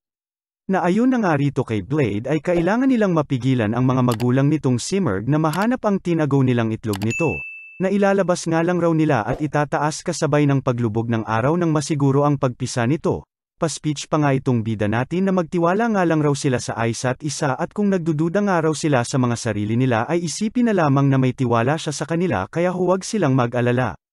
Kalaunan ay tulong-tulong na nga silang nakipaglaban sa mga Simurgh na sinimulan na nga nitong bida-bidang si Leonard na agad din namang lumagapak. Samantalang nagawa naman nang mapuluputan ng lubad ng kanyang mga classmates ang isa sa mga Simurgh ngunit wa-epek sa lakas ng ibon na nagkabunot-bunot pati mga bahay na nakatali dito. Tumulong na nga rin itong siko ng muli na namang umatake ang Simurgh ngunit tumilapon lamang sa lakas ng nasabing ibon.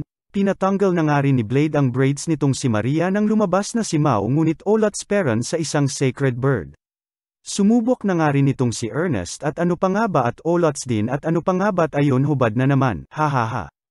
Sa huli ay tila nagtagumpay naman sila sa pag-distract sa mga ibon at itlog nito ay nagawa ng itaas ngunit kalaunan ay tumigil at nabara, kaya naman napansin sila ng mga magulang nito. Dito na nga action ang bida natin habang nagpaiwan naman ang mga kasamahan niya na bagamat pinag-alala nitong si Blade at naalala ang kanyang nakaraan kung saan laging nagpapaiwan ang kanyang mga kasamahan nang siya ay makabuelo sa laban, ay pinaalalahanan naman siya ng mga ito na magtiwala nga raw siya sa kanila gaya ng sinabi niya kanina.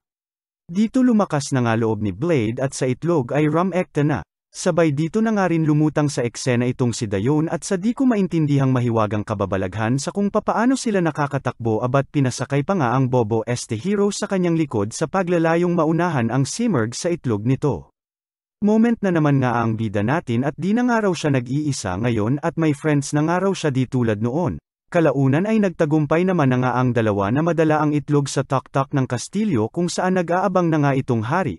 Sabay nag-moment na rin at nais niya lamang raw ibalik ang pangalawang buhay na ibinigay sa kanya ng Simurgh.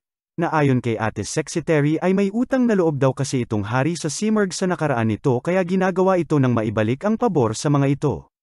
Ngunit tila iba ang nadarama ng tinutulungan nilang Simurgh at galit ng gagalaiti gustong pumatay ng hari, hahaha. Ano pa nga ba at tumilapon na ang pasaway na hari sabay dito lumutang na nga itong si Sophie at tinulungan itong si Blade na mapigilan hanggang sa huli ang nagwawalang Simurgh. Sa huli ay matagumpay na nga nilang napapisa ang itlog na kinilala na naman ng magulang si Blade maging si Sophie at sila ang naabutan nito sa pagpisa nito. At makalipas nga ang ilang araw ay happy na naman sila na sinasakyan na nga ang mga baby Simurghs pati na itong bida natin na lubos ang kagalakan at mas dumami na naman nga raw friends niya. Padami na din po sa pagpaparami ang ating likes at subscribe mga idol, hahaha, salamat. Isang araw, pinakita na lamang na pinagpapapatay nitong si Blade lahat ng kanyang friends, at maging itong si Baby Sophie ko nga ay walang nagawa at binasek lamang nitong ating bida. Hanggang sa kalaunan nga ay kinausap na nitong si Blade ang hari na may pekanan ng lahat, na noong nakaraan pa nga nais ipagamit sa kanila ang tinawag nitong virtual reality. Na buong pagmamayabang nga na ibinida sa kanila at ito nga raw ay isang old school technology ng science na nagmula pa sa mga sinaunang tao. Dagdag pa nito na di na nga raw nila kakailanganin na gumamit pa ng mga peking espada para makipaglaban sa isa't isa at makakabuelo nga raw sila sa pagtitraining sa pamamagitan nito, matira matibay nga raw kahit abutin man daw sila ng buong araw. Nainis naman nga itong si Blade at masyado nga raw makatotohanan at hindi na nga raw nila malaman kung ano talaga ang totoo sa hindi, at papaano nga raw kung totoo na pala at akalain ng iba na virtual reality pero edi nagkasaksakan kami ng mga friends ko nang wala sa oras ika na nga nitong si Blade, napaisip naman itong hari kaya kalaunan ay pinagbigyan na lamang itong bida natin at pinalitan ng settings ng virtual reality. At nagbilin pa nga na kung sino man raw ang matira sa kanila sa training na ito ay maaaring gamitin ng virtual reality sa anuman nilang nais o gusto bilang gantimpala. Ano pa nga ba at ginanahan na nga itong si Leonard at tila may plano na sa virtual reality kung sakaling manalo ito. Ngunit binasek lamang nitong si Ernest na tila kinain na rin ng sistema nitong virtual reality. Kaunting eksena rin mula sa dalawang dalaga na ito na nakipaglaban sa dalawang binata na ito. Sayang screen time kaya rekta na tayo sa pagdating ni Ernest. Tila psycho na nga ang datingan nitong si Ernest na kanina pa hinahanap itong si Blade at gusto nga raw niya makalaban. At sakto nga raw nandirito na sila kaya makakabuelo siya. Di naman nga ito inatrasan ng bida nang lusubin na siya ng baliw na dalaga hanggang sa pangmalakasang mga was-iwas na nga ang ipinamalas nitong si Blade at kalaunan nga ay nagising na sila na hudyat ng pagkatalo niya sa mga ito. Tuwang-tuwa naman na nga ang hari at matagumpay ang aparato na kanyang paganap sabay binati itong si Blade na nagtagumpay sa kanyang pa-contest, samantalang ang iba ay di pa rin makaget over sa huling atake na ginawa nga raw nitong bida natin na di man lang nga raw nila naramdaman. Naiyak naman nga sa kahihiyan nitong si Ernest at di nga raw siya makapaniwala sa naging asal niya sa loob ng virtual reality, na ginatungan pa nga nitong si Blade na mas lalong kinaasar pa nga ng baliw na dalaga. Tawa-tawa nga lang itong hari hanggang sa siya na nga ang pagbalingan ng inis nitong si Ernest pati na ng iba pang estudyante hanggang sa kalaunan ay lapitan na nga ng ating bida ang aparato, na lubos pinagtaka ng hari at tila nabitin nga raw ata itong si Blade, pinagtaka pa nito at tila sinagad-sagad nga raw ni Blade ang settings ng difficulty ng virtual reality hanggang sa isalaksak na nga ng ating bida ang wire sa ulo nitong sira-ulo nang ma-experience nito ang ginawa nitong gulo. Binilin pa nga ni Blade kay Ate Sexy Terry na paulit-ulit itong ibalik kahit mamatay ito sa virtual reality na agad din namang nagets nito at bilang parusa nga sa siraulong loko-loko. Batsi na nga ang mga estudyante samantalang itong hari ay iniwan na nga nilang aligaga at kaharap na nga ang sandamakmak na halimaw na sa kanya ay bumulaga. Sa kanilang paglamon ay napansin naman na nga nila ang pagmomoment nitong dalawang binata, na ayon nga dito sa bida natin ay dahil nga raw sa natalo ito nila kapegatas. Tanong naman nga itong si Ernest sa kung paano raw ba nanalo sila Claire at Jessica, na sinagot naman ang walang kutsa-kutsara nitong si Blade na dahil lumakas nga raw itong dalawa dahil sa training samantalang ang dalawang binata ay petiks-petiks lang sa training kaya ayon durog ang dalawang itlog sabay walkout na nga lang ang dalawang lalaki nang marinig ang mga ito. Masyado nga raw harsh itong si Blade na pinabulaanan naman nito't kailangan nga raw nila itong marinig at para rin daw naman yun sa ikabubuti nila. At syempre, mawawala ba naman pa service na naman sa anime na ito kung saan may pa hot spring na ganap na naman itong hari na kung tawagin nga raw ay Thermae. Agad pinuntahan naman nga ng magkakaibigan ang nasabing Thermae na siyang agad bininyagan na nga ng mga ito. Kanya-kanyang pwesto na nga ang mga ito sa paliguan hanggang sa lumutang na nga rin itong si Marie na pinagtaka nitong si Blade at di raw siya simaw ngayon, paliwanag naman ni Marie na delikado raw kung simaw ang papalabasan niya dahil sigurado raw walang swimsuit sa babaeng iyon at maghuhubad nga raw yun. Todo posang nga rin itong si Jessica na lubos kinalibog nitong mga hayok samantalang ang dalawang taluna na ito ay di pa rin matapos-tapos sa pagmomoment nila. Lumutang na nga rin itong si Ernest na may patwalya-twalya pa nga raw na lubos kinontra na nga nitong Meniakis na hari at bawal nga raw ang mga nakatikip sa Thermae na pinagawa niya habang binebandera ang sand atang walang bala, abat sumangayon naman nga agad ang mga kalalakihan sa dada ng hari at pinaglalaban. Bumanat na nga rin itong si Jessica at ano pa nga raw ang kinahihiya nitong si Ernest sa bawat episode habadera naman raw ito so ano pa nga raw ang bago at patakip-takip nito ngayon, hahaha. Dumagdag na nga rin itong si Claire at swimsuit lang naman daw arte-arte nga raw nito. Gatong pangang muli itong hari hanggang sa batukan na nga ito ni Ate Sexy Terry nang matigilan na sa kamanyakan nito at siya na ngang humingi ng tawad para sa hari. Kalaunan ay nagtanggal na rin itong si Ernest ng kanyang tuwalyang pab-ibing hype kala mo naman kay ganda niya. Nilapitan na nga rin nila Claire at Jessica ang kanina pa nagmo-moment na mga binata para nga mabalik na ang mga moral nito ngunit tila mas nasaktan pa na mag-sorry na nga ang mga ito't nanalo nga raw sila sa kanila, kaya naman kinagabihan ay mismong si Blade na nga ang kumausap sa dalawa, at dito nagkabukingan na nga na kaya pala ayaw matalo ng mga ito sa dalawang dalaga ay may mga gusto pala ang mga ito dito. Kwento na nga ang dalawa sa kung ano-ano ang nagustuhan nila sa dalawang dalaga hanggang sa umeksena na nga itong siko na kanina pa pala nakikinig sa kanila at sinabing simple nga lang raw ang solusyon sa mga problema nila, at iyon nga raw ay ang magpalakas, dahil sa malalakas nga raw na attract ang mga babae. Nagustuhan naman ng dalawa ang iminungkahi nitong siko at dito nagka-interes na nga kung papaano nga raw sila lalakas, ayon naman kay Ko ay simple nga lang raw, at iyon ay ang magpa-training nga raw sila kay Blade. Samantala, naging sentro rin ng pag-uusap ng girls ang pagmomoment ng dalawang binata at paglayo nito sa kanila. At bakit raw ba masyadong big deal ang pagkakatalo nila rito at masyado nga raw mga pab-ibi ang mga ito. At habang nag-iisip nga ng solusyon sa dalawang itlog na kapon ay eksena na naman nga itong siko at simple nga lang raw ang solusyon sa mga problema nila. At kagaya nga ng sinabi nito sa mga lalaki ay magpalakas nga raw sila at sa mga babaeng malakas nga raw na a-attract ang mga lalaki. Pinagtaka naman ng dalawang dalaga ang iminungkahi nitong siko at wala nga raw silang gusto sa mga ito para gawin nila iyon. Ngunit di rin naman daw sila okay na ganito ang sitwasyon nila sa boys. Kinabukasan ay wala naman nangang sinayang na oras ang dalawang binata at nag-training na kasama ang ating bida. Seryosong-seryoso na nga ang mga ito na maging mga lablab nila ay di pinapansin sa daan hanggang sa dumating na nga ang araw kung saan muli silang masasabak sa virtual reality. At dito muli nang nagharap ang mga love life nating mga karakter. Una nang bumanat itong sila Jessica ngunit nagawang sabayan ng dalawang binata, nagulat pa nga itong si Ernest at lumakas nga raw ang mga ito sa pangangalaga nitong si Blade ngunit kalaunan ay nagpasabog din ang dalawang dalaga at tila tinuruan nga rin daw nitong si Ernest sa pakikipaglaban. Bagamat effort sila kuya mo ay olots peren ang mga ito sa lakas ng dalawang dalagang minamahal ng mga ito. Sa huli ay nagkamayan na nga ang dalawang panig at nagpasalamat ang ating boys at sineryoso nga raw sila nitong dalawang chicks, at pinangakong mas magpapalakas pa nga raw. ngunit may pasaring parent at nagpaturo nga raw sila ng spell sa kapwa nila mga babae kaya madaya nga raw. Nabwisit naman nga itong si Ernest at ano raw ba unfair doon tinuruan nga raw sila nitong si Blade, dagdag pa nga nito na kailangan pa ba dapat mas maging malakas sa taong gusto mo para lang masabi mo rito nararamdaman mo. Sabay sagi pa nga ng tingin sa bida natin at iyon daw ang tunay na unfair. Dami na naman dada ni Ate Hub Adera. Like at subscribe na lang guys. Salamat, hihi. Isang araw, isang misteryosong robot na nga ang namataan nila sa kanilang eskwelahan ang lubos nilang kinawilihan. Ayon naman kay Sophie ay isang linggo na nga raw itong nakatambay dito na tila may hinihintay nga raw.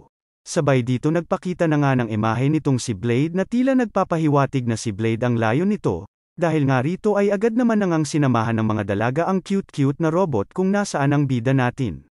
Ngunit sa gulat nila ay bigla na lamang itong inatake ng ating bidang lalaki nang walang pag-aatubili. At ayon, wasak ang kawawang robot sa tabi.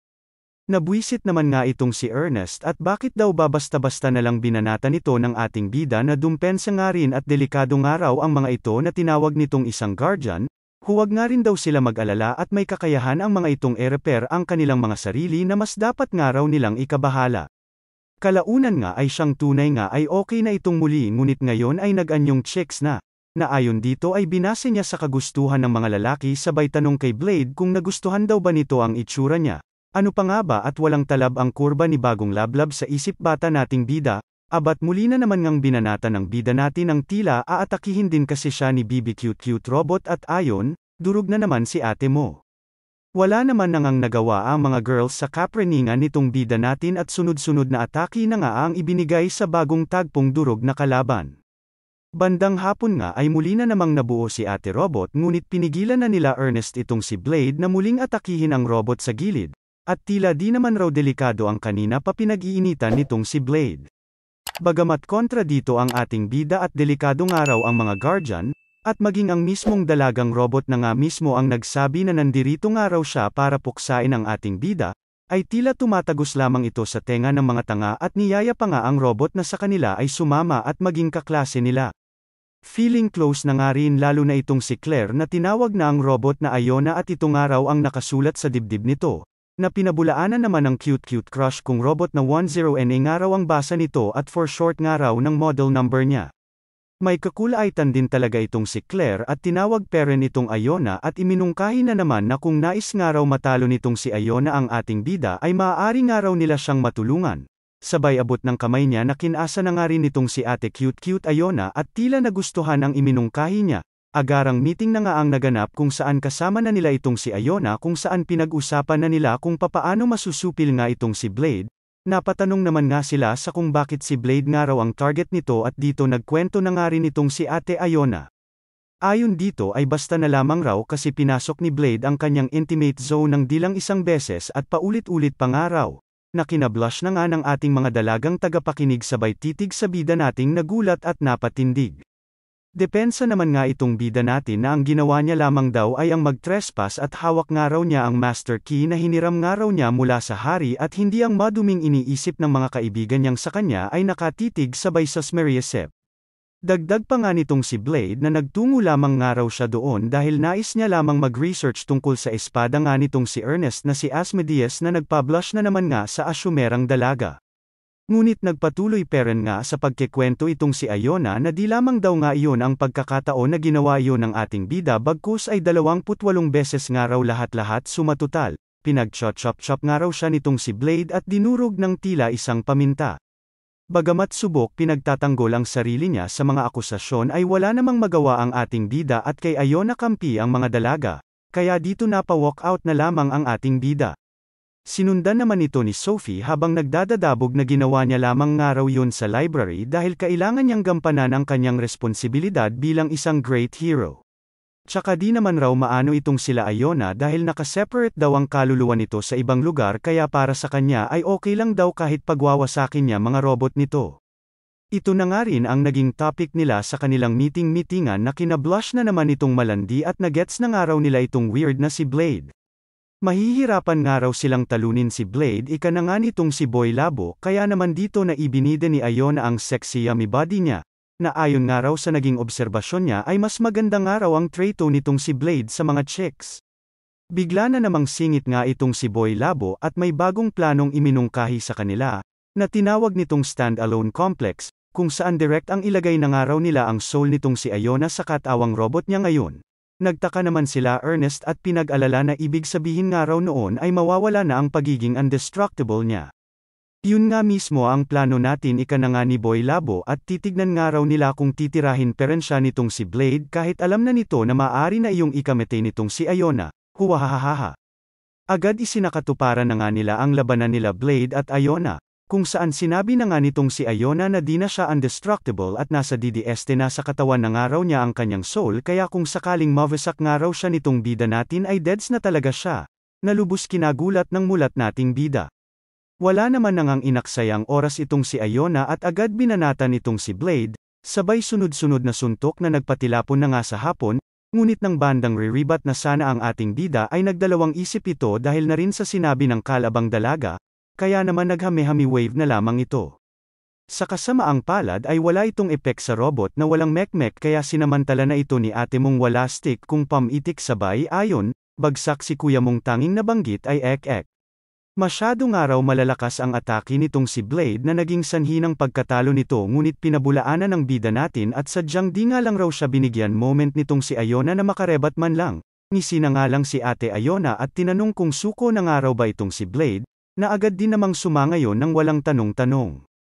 Lubos na tuwa naman nga ang nadama nitong si Iona sa pangmalakasang cheer sa kanya ng mga tagapanood na sa laban nila ay nakapanood.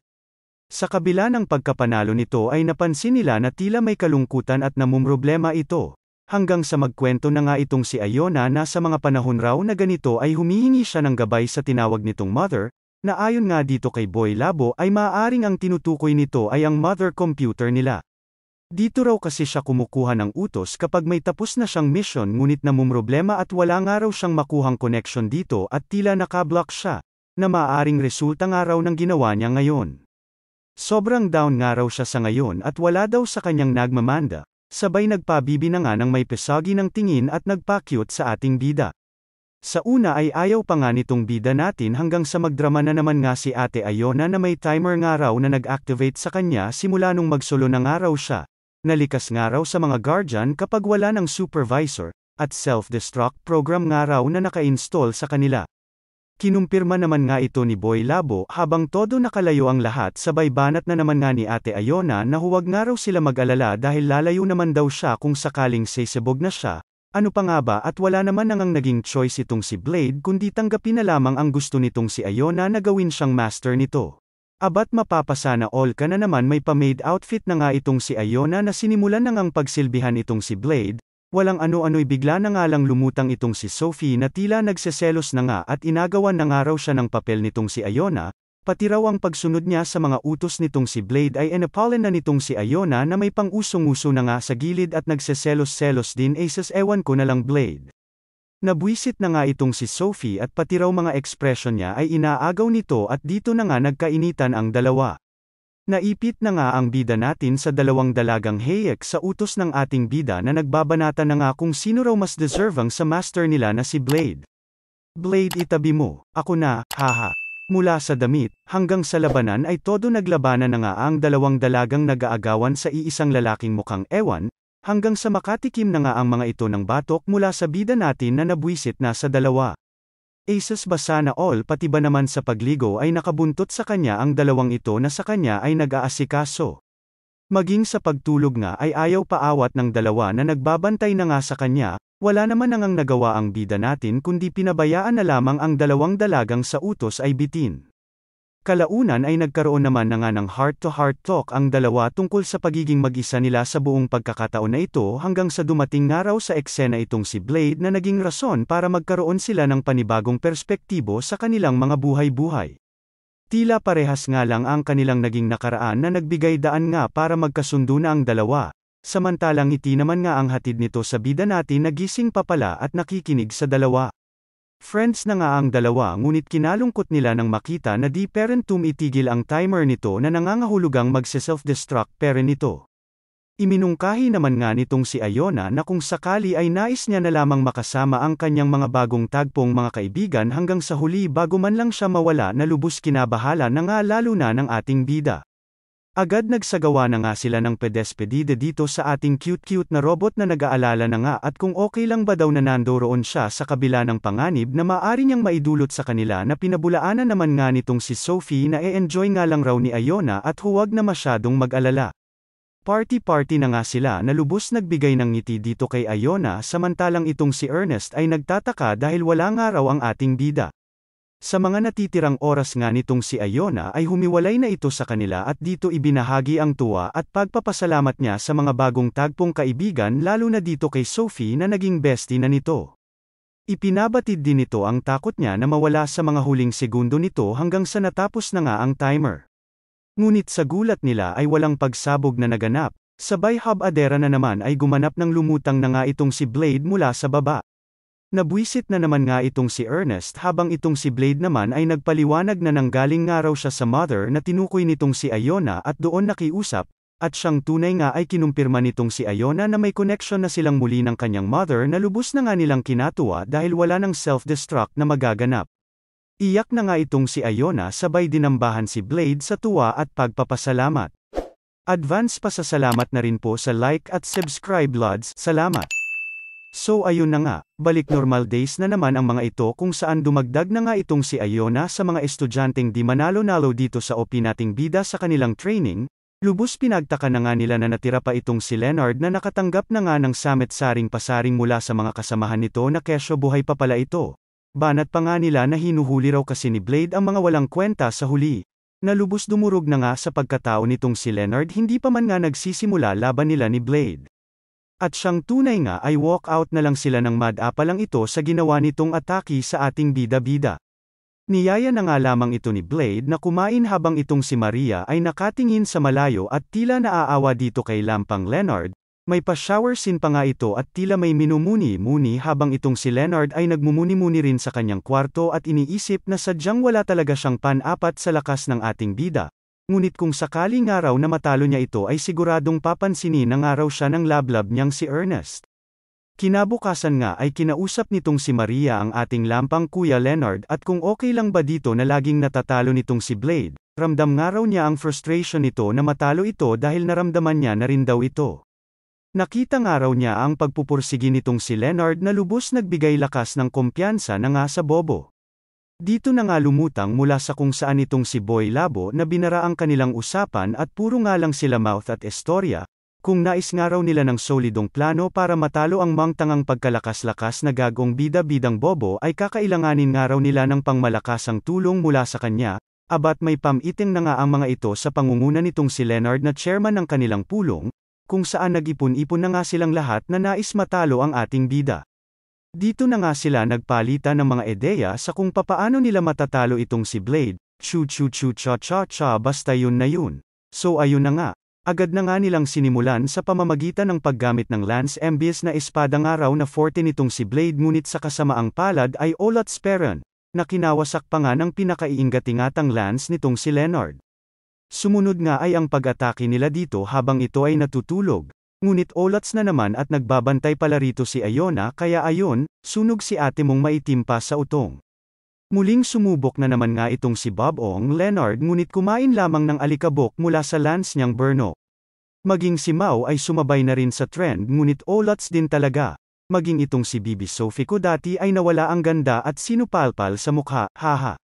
Maging Jack and Poy nga ay pinatos na ng mga ito ngunit sa Jangwa Epek talaga nagmumukha lang silang tanga.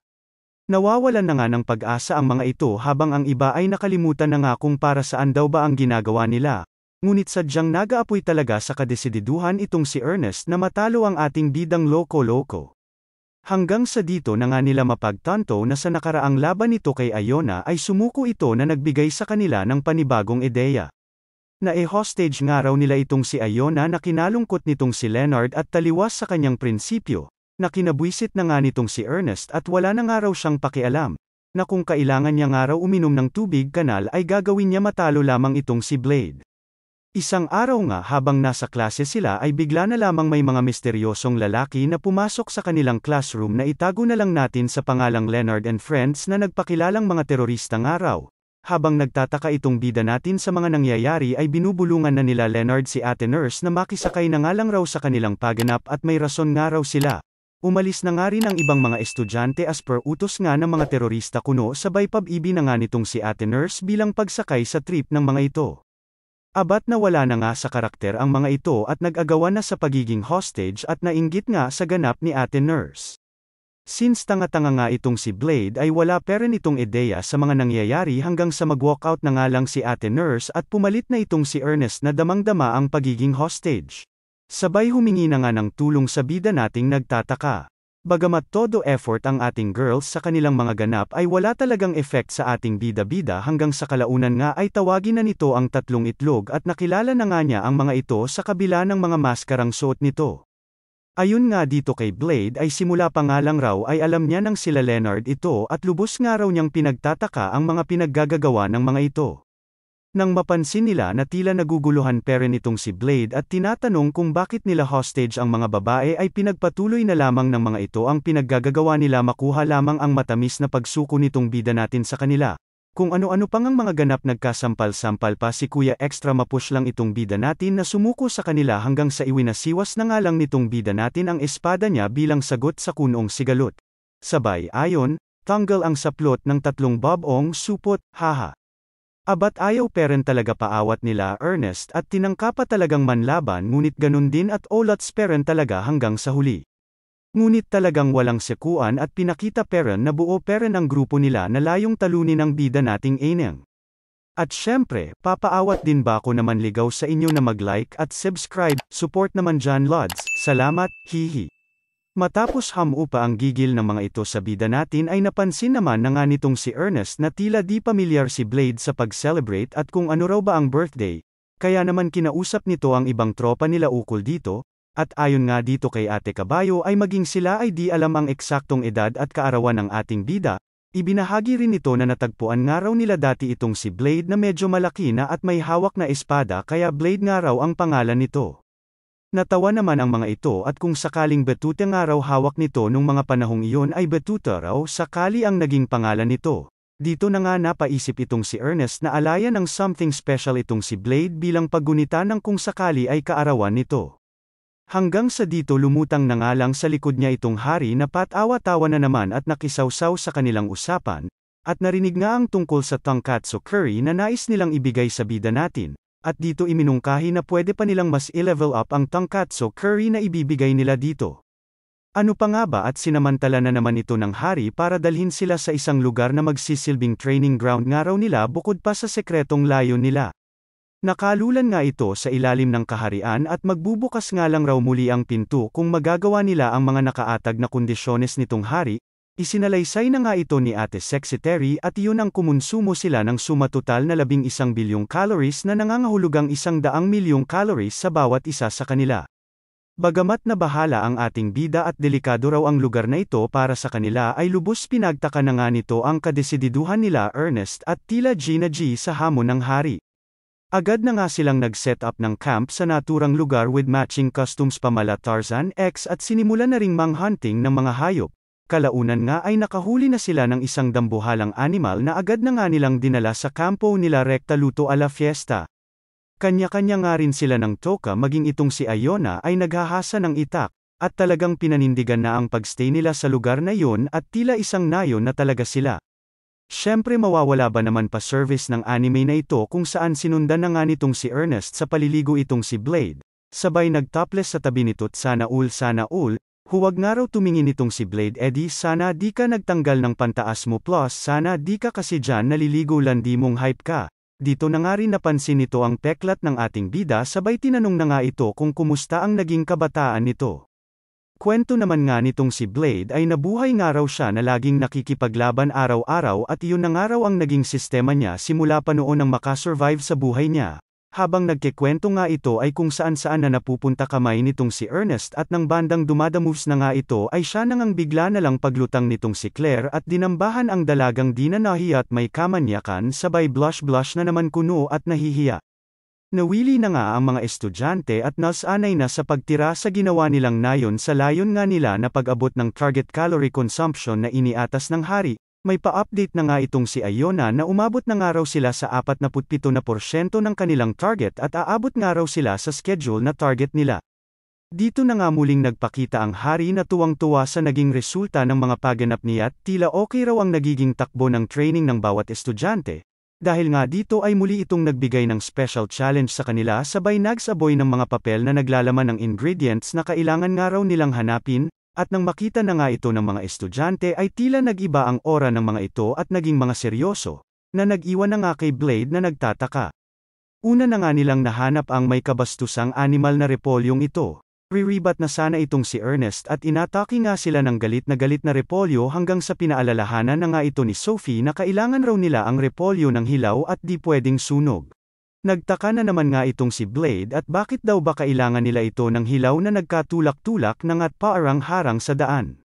Kalaunan ay natalo na nga nila ito na lubos pinagtaka na naman ng ating bida at bakit raw ba hype na hype ang mga ito.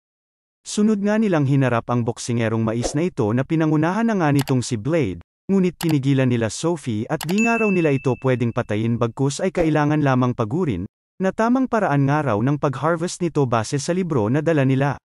Nakipagsabayan na nga itong si Blade hanggang sa napagod na nga ang mais, ngunit sa kasamaang palad ay nalaspag din ang ating bidang nabugbog.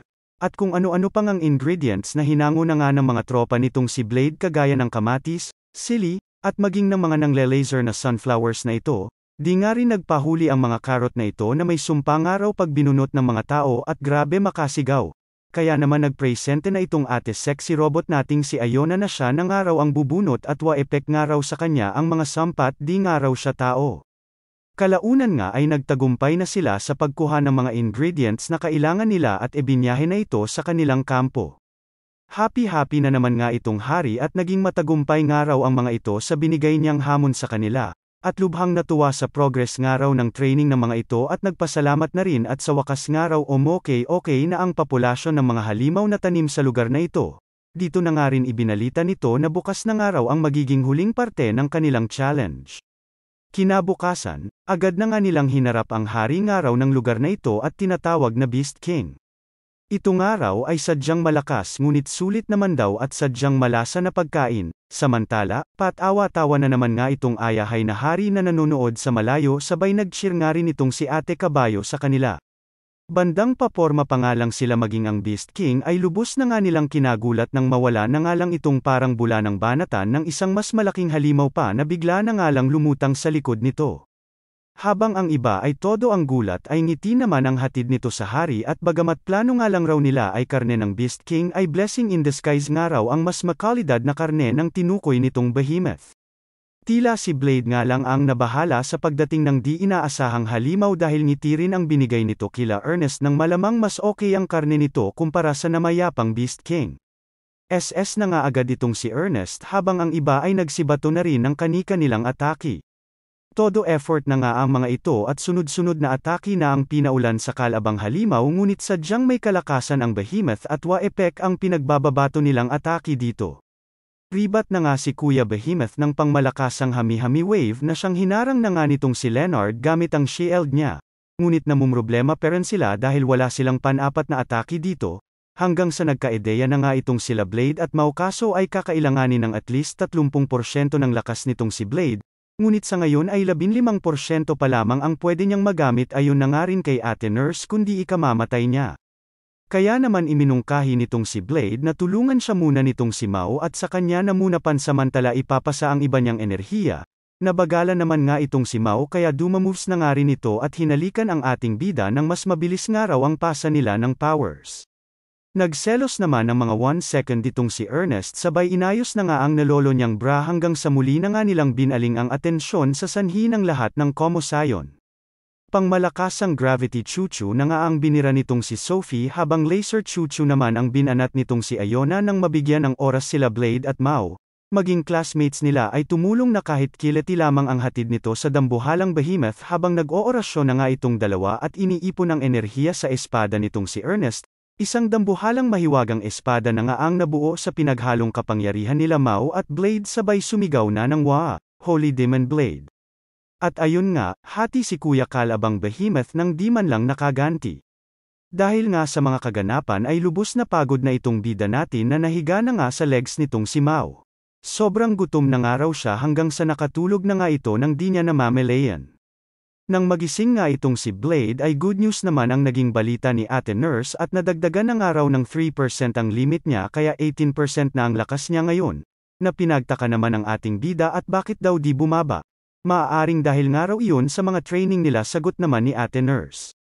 Kumain na raw ba ito? Ika na nga nito kay Blade na siyang agarang nagpatakbo na nga sa bida natin at di pa nga raw siya kumakain. At nang makarating na nga siya sa kantin ay lubos kinagulat nito nang bumungad sa kanya ang mga confetti. Sabay binati na nga siya ng mga ito ng happy birthday. Pinaliwanag naman nga ng mga ito ang naging pagpaplano nila sa kung ano ang ibibigay sa kanya sa birthday niya. At ito na nga raw ang napagdesisyonan nila na mula sa ideya nga raw nitong si Ernest. Binuksan na nga nila ang kanilang surpresa at dito na nga bumungad kay Blade ang espesyal na tonkatsu curry. One of a kind curry nga raw ito dahil nagmula pa ang mga ingredients sa nakaraang adventure nila na sadyang matataas na kalidad na sangkap lamang ang ginamit na lubos kinamangha na nga nitong si Blade, maging ang hari nga raw ay tumulong sabay entrada na nga sa eksena nitong hari, nang tikman na nga ito ni Blade ay pilit pagpigil ito sa damdamin niya at luha na nangangatog na sa kanyang muka. Ayaw niya nga raw umiyak dahil may nakapagsabi sa kanya dati na hindi raw dapat umiiyak ang lalaki. Na pinabulaanan na nga nitong hari at wala nga raw masama umiyak lalo na sa okasyon na tulad nito at ipabatid ang damdamin. Sa ngalan nga raw niya, ang hari, Gilgamesh Soulmaker, ay binabawi na nga raw niya ang anumang nakaraang sinabi niya na di dapat umiiyak ang lalaki, hanggang sa dito na nga bumulwak ang iyak nitong si Blade na lubos nagpapasalamat sa lahat, at sa loob-loob niya ay lubos ang tuwa dahil sa unang pagkakataon nga raw ay naramdaman niyang pinanganak at buhay siya sa mundo. At para happy lahat, like at subscribe ka na Lods, salamat po, hihihi. Matapos nga ang mga kadramahan ay balik training na muli sila, kung saan bigla na nga lang lumutang itong si Sophie at sa gulat nila ay binasek lang ang Dragon Smash na tinuturo sa kanila ni Blade. Nabilib naman nga ang dalawang balot na hubad at ilang araw ng araw nila yung pinag-aaralan hanggang sa kung saan ay isang Sophie na naman nga ang nagpakita at sinabihan silang lumayo sa kausap nilang Sophie. Sa gulat nga nila ay may dalawang Sophie na nga sa kanilang harapan hanggang sa bigla na nga lang umalis ang isa at napansin na siya ng lahat. Samantala, sa kung saan ay ipinakita naman ang pag-uwi nitong dumayo sa kanilang Sophie kanina sa isang abandonadong warehouse kung saan pinakita na nga ang ilan pang mga Sophie, na bagamat magkakamukha ay may iba-ibang personalidad. Dito na nga sila nagdidiskusyon sa kung ano nangyari sa misyon nitong Sophie kanina, na ayon na nga rito ay mahirap explain. Hanggang sa bigla na nga lang itong hinalikan ng isa pang Sophie. Pang-ising-isi na nga ito at sadyang kapaki-pakinabang raw talaga ang pagpasa ng data sa pamamagitan ng keys, at ayun nga, nagtukaan na silang lahat, at siyang tunay nga ay nakita na nila ang mga pangyayari kanina. Maging ang skill na natutunan nito kanina ay nagawa na rin ng mga ito na kinawasak na nga ng pinto ng warehouse. Kinabukasan, habang nagpapasiklab nga ng kanyang panibagong kagamitan at skill itong si Jessica ay bigla na naman nga silang dinayo ng isang panibagong Sophie, na lubos kinagulat na nga ng lahat bukod dito kay Blade na nilapitan ito at tinanong kung ano ang gusto nitong matutunan sa araw na iyon.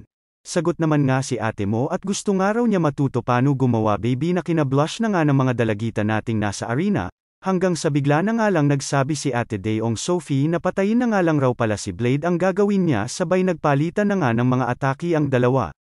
Nainis naman si ate Assassin at bakit raw di niya matalo itong bida natin, sabay lumapit na nga kay Blade ang Psycho at pinahimas ang melon nito sa swerteng gago. Abat sa kung saan nga ay bigla na lang dumating nga itong original na Sophie na galit gustong manakit at Daeong Sophie nga ay bida niti inaakit. Dito nagtaka na nga sila kung ilan ba itong mga clone ni Sophie, na binilang na nga nitong si Ernest, unang araw ay yung may espada, pangalawa ay yung may batuta, meron pang araw yung may sibat, at ito na nga raw yung pang-apat na may dalang karit, habang itong si Sophie naman ay tahimik lang sa tabi at tila may iniisip. Naging sentro na nga rin ito ng usapan nila sa kantin habang sila ay kumakain, at kung sino raw ba talaga ang mga ito. Sadya raw kasing makukulit ngunit magagaling at madadaling matuto ika naman ni Blade. Baka nga raw mga kapatid ito ni Sophie ika na nga ni Ernest at bakit di na nga lang raw mag-enroll ang mga ito nang wala ng problema dagdag pa nga nito, banat naman nga sila Jessica and friends na nahahawa na nga raw itong si Ernest sa katangahan nitong si Blade at di man lang raw ba ito nawiwirduhan sa mga ito. Kalaunan ay bigla na nga lang nagseryoso si Ernest at bida-bida na naman kung ano raw ba say nila sa mga kaganapan. Taas naman na nga ng kamay si Ate Extra at sinabing halata nga raw na nais ng mga Daeong dalaga na patayin itong si Blade, Ngunit imbes na sang-ayunan ay binara naman nga ito ng mga gago at lahat naman raw sila yun ang goal pagkalaban si Blade. Ngunit iginiit pera ni ating ngayon ko lang nakita sa series na ito na ang nais talaga ng mga katukayo nitong si Sophie ay ang patayin itong si Blade, as in patayin, deadgook, with kabaong level na patay gun-earn. Base nga raw sa mga obserbasyon nila ay maaari nga raw na tina-target itong si Blade ng mga assassin. Sabay bigla na nga lang may kumalabog sa likod kung saan nadapa na nga sa sobrang kabiglaan nitong si Sophie sa katangahan nitong si Ernest at ngayon lang raw nito napagtanto. Rarason pa nga ito at matagal na nga raw niyang alam hanggang sasabihin na nga lang ni Sophie na huwag na silang mag-alala at poprotektahan nga raw niya itong si Blade. Sa kung saan ay pinakita naman ngang muli ang grupo ng mga clone ni Sophie na pinag-uusapan ang mga palyado nilang pagpatay sa ating bida, hanggang sa isa-isa na nga silang tinawag na sila 1, 2, 3, 4, at 5 ng isang di pa pinapakita't misteryosong matanda, at nakasalalay nga raw sa kanila na ipakita sa lahat ang lakas ng artificial great hero kumpara sa mismong great hero. Patayin nga raw nila ang great hero nang mapatunayan nilang tagumpay ang research nila.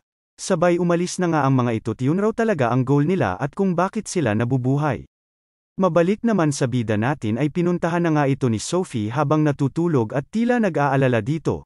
Bumungad na nga sa kanya itong si Iona na nagbabantay nga lagi sa tabi nito at sinigurado sa kanya na walang mangyayaring masama sa master nila at lagi raw siyang nakabantay dito, hanggang sa umalis na nga itong si Sophie at poprotektahan nga raw niya si Blade kahit kapalit pa ng buhay niya sana all na naman di tulad ng iba grabe na attitude tas sila pa galit at magmo-moment.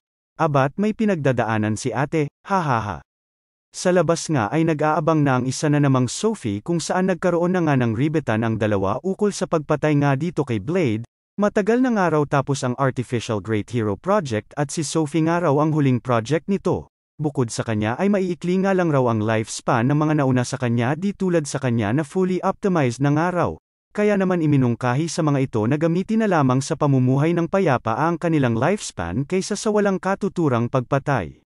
Ribat naman nga si ate assassin ay yun nga lang raw ang rason nila kaya nabubuhay at absolute nga raw ang utos sa kanila sabay umatake na nga sa Sophie natin, kalaunan ay napatumba na nga ito ni Sophie ngunit tumigil ng bandang sesepakan na niya ito, hanggang sa umalis na nga lang ang assassin at nag-iwan ng mensaheng hihintayin nga raw nila itong si Sophie.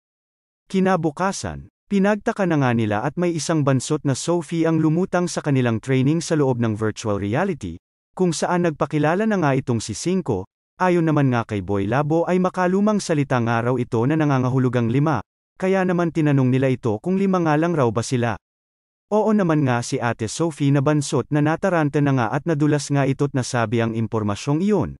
Kalaunan nga ay rekta umatake na ito sa kanila na layon nga nito kaya naroroon. Kanya-kanyang takbuhan na nga sila hanggang sa naabutan na nga nito ang bida natin at pinagbubugbog ng bansot na si Cinco. Nalubos pinagtaka na nga nila at maging si Blade nga raw ay walang binatbat dito. Nagising na nga lang itong bida natin na nangangahulugang namatay na nga ito sa virtual reality na agad na ngang hinanap si Singkong bansot, na ayon nga rito kila Ernest ay nakaalis na nga raw kanina pa na todo nga raw ang kasiyahan, at inakala nga nito na napatay niya na nga itong bida natin ang di nababatid na virtual reality lamang iyon ika na nga ni Boy Labo, na all this time ay plano pala talaga nila ng akalain na ng mga ito napatay na siya. Ngunit di nagtagal ay muli na nga itong bumalik sa kanila at gigil na gigil dahil niloko nga raw siya. Sabay nagwawawala na nga sa kanilang eskwelahan habang hinahabol itong si Blade. Nagbaon pa nga ito ng resback kaya naman tumulong na itong si Iona, na pinag-aasar na nga ang mga ito na mas lalong nagpagalit sa mga ito. But sakin parang iba epekto nung pang-aasar, hahaha. Anyway nag-aabang na nga sila Ernest somewhere at nang makarating na nga ang mga kalaban ay siya na nga nilang enambush. Sa kabila nito ay nagawa peren makatayo ng mga ito na join forces nang ang gumawa ng isang black hole na lubos kinabahala na nga nila Iona at delikado nga raw. Dito na nga nagpakita si Sophie na unti-unting sinipsip ang black hole gamit ang kanyang powers, na siya nang ang kinahimatay nito. Agad sinalo naman ito ni Blade habang ang mga kalaban naman ay nagsidatingan na rin. Ngunit di naman na lumaban bagkus ay kinuha lamang ang kanilang mga katukayo. Nagising na nga lang itong si Sophie sa nurse office na inabutan na nga itong si Blade na nagbabantay sa kanya, na may paapol na ngang nakabalat na ibinigay na nga nito sa nanghihinang dalaga. Dito na nga nagkwento si Blade na wala naman raw nasaktan kaya wala na raw dapat pang ikabahala itong si Sophie na lubos pinangangamba nga ang mga pangyayari sabay nagsorry na nga rin sa mga kaganapan. Wag na nga raw masyado isipin itong si Sophie ika na nga ni Blade ngunit napatanong na rin kung ano raw ba kwento ng mga ito. Dito nagkwento na nga si Ate Sophie at sinabing siya nga rin daw ang mga babaeng iyon, na mga produkto at likha mula sa cloning technology ng Artificial Great Hero Project. Di nga raw tulad niya na na-rescue ng hari sa nasabing project ay wala nga raw tumulong sa mga ito. At di tulad sa kanya na may mga naging kaibigan na nga raw at isang Blade na sa kanya ay Sam Alba. Kung siya nga lang raw ang tatanungin ay nais niya rin nga raw maging kaibigan ang mga clone nitong si Sophie at gaya nga raw ng suggestion ni Ernest ay mag-enroll ang mga ito sa eskwelahan nila. Ngunit pinabulaanan ito ni Sophie at malabo nga raw yun mangyari. Dahil di tulad niya na na-rescue agad sa project na yun kaya hindi siya totally na-program para patayin itong si Blade, ay na-program na nga raw ang mga ito na tanging layon lang sa buhay ay patayin ang Great Hero. Naiyak na nga itong si Sophie dahil wala nga raw choice ang mga ito. Niyakap na nga lang ni Blade ang malungkot na dalaga sabay rumbat na nga rin ng yakap ang palabang dalaga. Pay-akap na rin po ng like at subscribe natin dyan Lods, hahaha, salamat. Matapos nga ng gabing iyon ay bigla na lamang umalis itong si Sophie na ibinalita na nga sa kanila nitong hari at nag-drop out na nga raw, na kinainis na nga nila Ernest at bakit daw ba di man lang pinigilan nitong hari. Paliwanag naman nga nito na karapatan nga raw ng bawat estudyante ang umalis kung kailan nila nais, at nasa kanila nga raw ang desisyon kung ayaw na nilang maging hero at kung wala na silang ambisyon na ipagpatuloy iyon. Nakipagdiskosyan pa nga itong si Ernest at bakit raw ba napakawalang puso nitong hari, na muling nagpaliwanag na nga lang at sinabing parang ibon nga lang raw yan na pagkalaunan kailangan talagang umalis ng pugad, at siya nga raw bilang nagsilbing pangalawang magulang nila ay kailangan suportahan na lamang ang desisyon ng mga ito, hanggang sa matigilan na nga sila nang makita na sa loob-loob ay nasaktan rin itong hari sa pag-alis ng kanilang kaibigan. Dahil nga rito ay itinuon na lamang nila ang kanilang pag-uusap sa kung nasaan nga raw ba nagpunta itong si Sophie, na wala nga raw silang ibang maisip pa kundi sa 5 sisterette lang naman ito na kanyang lubos pinro problema.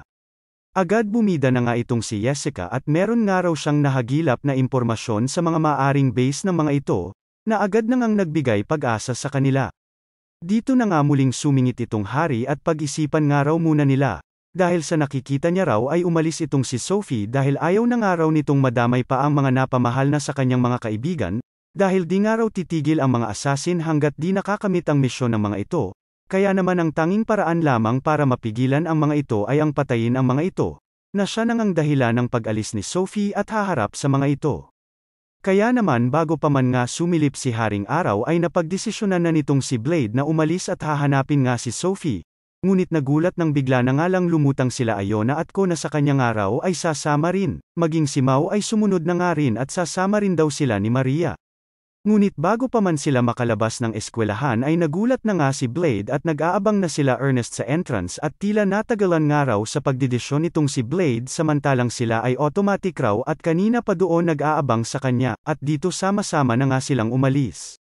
Kalaunan nga sakay ng isang ibon ay nakita na ni Ernest itong si Sophie sa isang abandonadong warehouse na isa sa pinagtambayan ng mga kaklone nito, na bagamat nakita itong si Ernest ay umiwas naman agad at umalis na nga raw ito. Pilit pagkumbinsi na nga itong si Ate Ernest mo at gets nga raw nila itong si Sophie at ang plano nito na binara na nga agad ni Sophie at di pa nga raw nila alam ang buong kwento. At nang makarating na nga ang iba ay siya na ngang kwento nito tungkol sa Artificial Great Hero Project na sila Blade nga lang ang nakakaalam, na nabuo nga raw noong nakaraang gyera kung saan layon nga na makagawa ng isang tao na tatalo o kung di man ay at least tatapat sa Great Hero, at isa na nga raw siya sa mga ito. Hinuli na nga raw lahat ng nasangkot dito ngunit sa kasamaang palad nga raw ay meron pa ring nakatakas at nagpatuloy ng nasabing research. At ang mga lumusab sa kanilang assassins ay siya nang ang bunga nito, na tanging layon lamang ay ang lampasan ang Great Hero. Dito na nga pinagtaka ng iba na kung ang Great Hero nga raw ang target ng mga ito ay bakit daw ba si Blade ang pinag-iinitan ng mga ito. Ayun na nga rito kay Ernest ay maaaring nakita nga raw ng mga ito ang lakas ni Blade kaya dito ay tinetesting ang lakas nila. Banat naman nga si Leonard na since di nga raw nila matalo si Blade ay mas lalo na nga raw di nila kayang talunin ang Great Hero. Nakinatulala na nga lang nila Blade at nila Sophie na nakakaalam ng totoo na si Blade ang Great Hero. Humingi na nga lang ng dispensa itong si Sophie at siya nga raw ang dahilan ng mga nangyayari at hinahabol na nga raw siya ng kanyang madilim na nakaraan. At gets niya naman nga raw ito dahil ito naman raw talaga dapat ang buhay niya at hindi ang pagpapanggap ng isang magandang buhay sa kabila ng nakaraan niya. Drama na nga nito sabay sabi sa kanila na poprotektahan nga raw niya sila anuman ang mangyari. Sunod-sunod na batok na nga ang natanggap nito mula kay Ernest at kadramahan nga raw nito. Kung gusto nga raw nito ang buhay nito ngayon ay why not ipagpatuloy ito sabay ngiti na nga kay Sophie. Dati nga raw ay kinaharap niya na rin ang ganitong punto ng kanyang buhay na puro nga raw siya kasungitan hanggang sa nabago na nga raw ito dahil na rin sa tulong nitong si Blade at since choice na nga raw niya at nagbago. At kung talagang no choice nga raw sila at tanging pagpatay nga lang raw sa mga ito ang tanging paraan ay nandirito nga raw sila para tumulong, hanggang sa bigla na nga itong binara ni Blade at pinabulaanan, na bagamat iyon daw ang swestyon ng hari ay di raw iyon ang tanging paraan. Imposible nga raw ika naman ni Sophie at wala nga raw magagawa ang mga ito sa utos ng creator nila. At kung meron man raw ay limitado na nga raw ang mga lifespan ng mga ito dahil na rin sa marahas na mga modification na pinagdaanan ng mga katawan nito dagdag na nga ni Sophie. Kaya naman tinanong na nitong si Ernest si Blade kung ano raw ba plano nito, na kinabwisit na naman ito nang sabihin ng bida natin na wala nga raw. Ngunit gagawin peren nga raw niya lahat mailigtas lamang ang mga tinukoy nitong kapatid nga raw ni Sophie, kaya naman kakailanganin niya nga raw ang tulong ng mga ito. Sabay tinanong na nga itong si Boy Labo kung may suggestion daw ba ito at kung may plano itong nasa isip. Samantala, sa panibagong base ng mga assassin ay nakatanggap naman na nga ang mga ito ng isang challenge letter mula sa ating mga bida. Habang si Blade naman ay naghihintay na nga sa kanilang eskwelahan na tila inaabangan na nga ang mga ito. At siyang tunay nga kalaunan ay dumating na ang mga ito, na naaayon na nga sa plano nila. Ngunit si Blade nga lang raw ang pwedeng lumaban sa mga ito at baka umalis na naman ang mga assassin. Agad lumusab na nga ang 5 sa nag-iisa nating bida habang itong si Boy Labo naman ay nagsasalita sa background at sumunod nga lang raw sila sa plano nila na ubusin nga lang raw ang lakas ng mga ito hanggang mapagod, at tiis-tiis nga lang raw itong si Blade hanggang sa mangyari yon. Pinakita naman sila Boy Labo na nasa ibang lugar kung saan layo nilang matrak ang kinaroroonan ng mastermind ng mga ito. Bagamat nasa sabayan nito ni Blade ay sadyang lugi siya sa dami ng mga ito na maging itong si Ernest ay susugod na naman sana at tutulungan ito, na pinigilan nga lang ni Sophie at bida-bida na naman nga raw ito. Magtiwala nga lang raw ito kay Blade ika na nga rin ng iba sabay bunot ng isang kakaibang gadget at may ibang paraan naman raw para sila ay makatulong dito, kung saan itinapon na nga nila sa bida natin na isinalansang na nga nito sa espada nito na tila isang baterya at siyang tunay nga ay nagbigay dito ng ekstra lakas.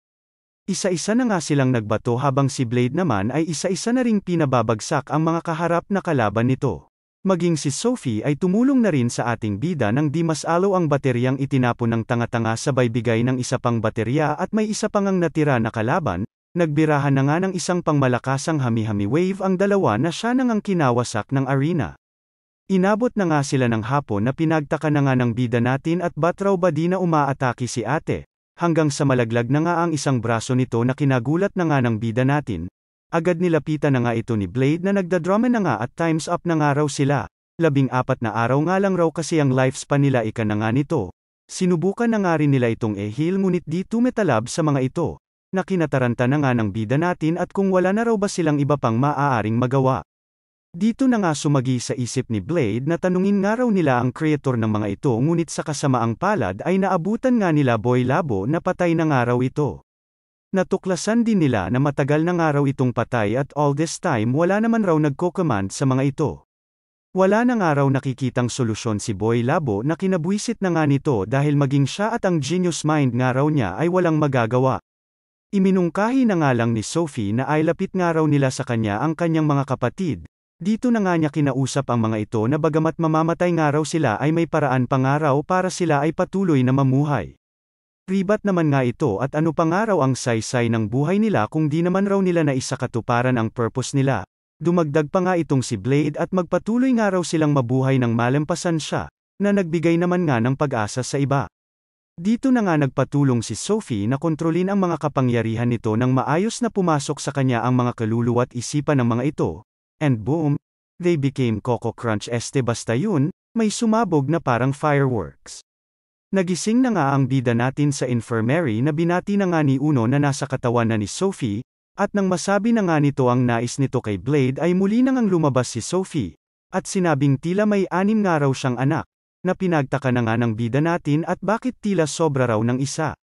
May pa-bonus scenes pa nga kung saan ipinakita na may kalaban silang isang dambuhalang halimaw, na ayon na nga rito kila Ate Sexy Terry ay namali raw yung naipadalang halimaw na request na naman nga raw nitong patawa-tawa na namang pasaway na hari sa kanila, kaya naman hirap na hirap ang mga estudyanteng matalo ito.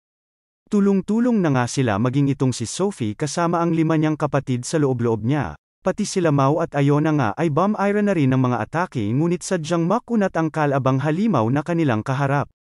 Ano pa nga ba't nagpakita na ang bida natin na binasek lang ang nasabing halimaw sabay lingon sa kanila at ano raw ba ang problema?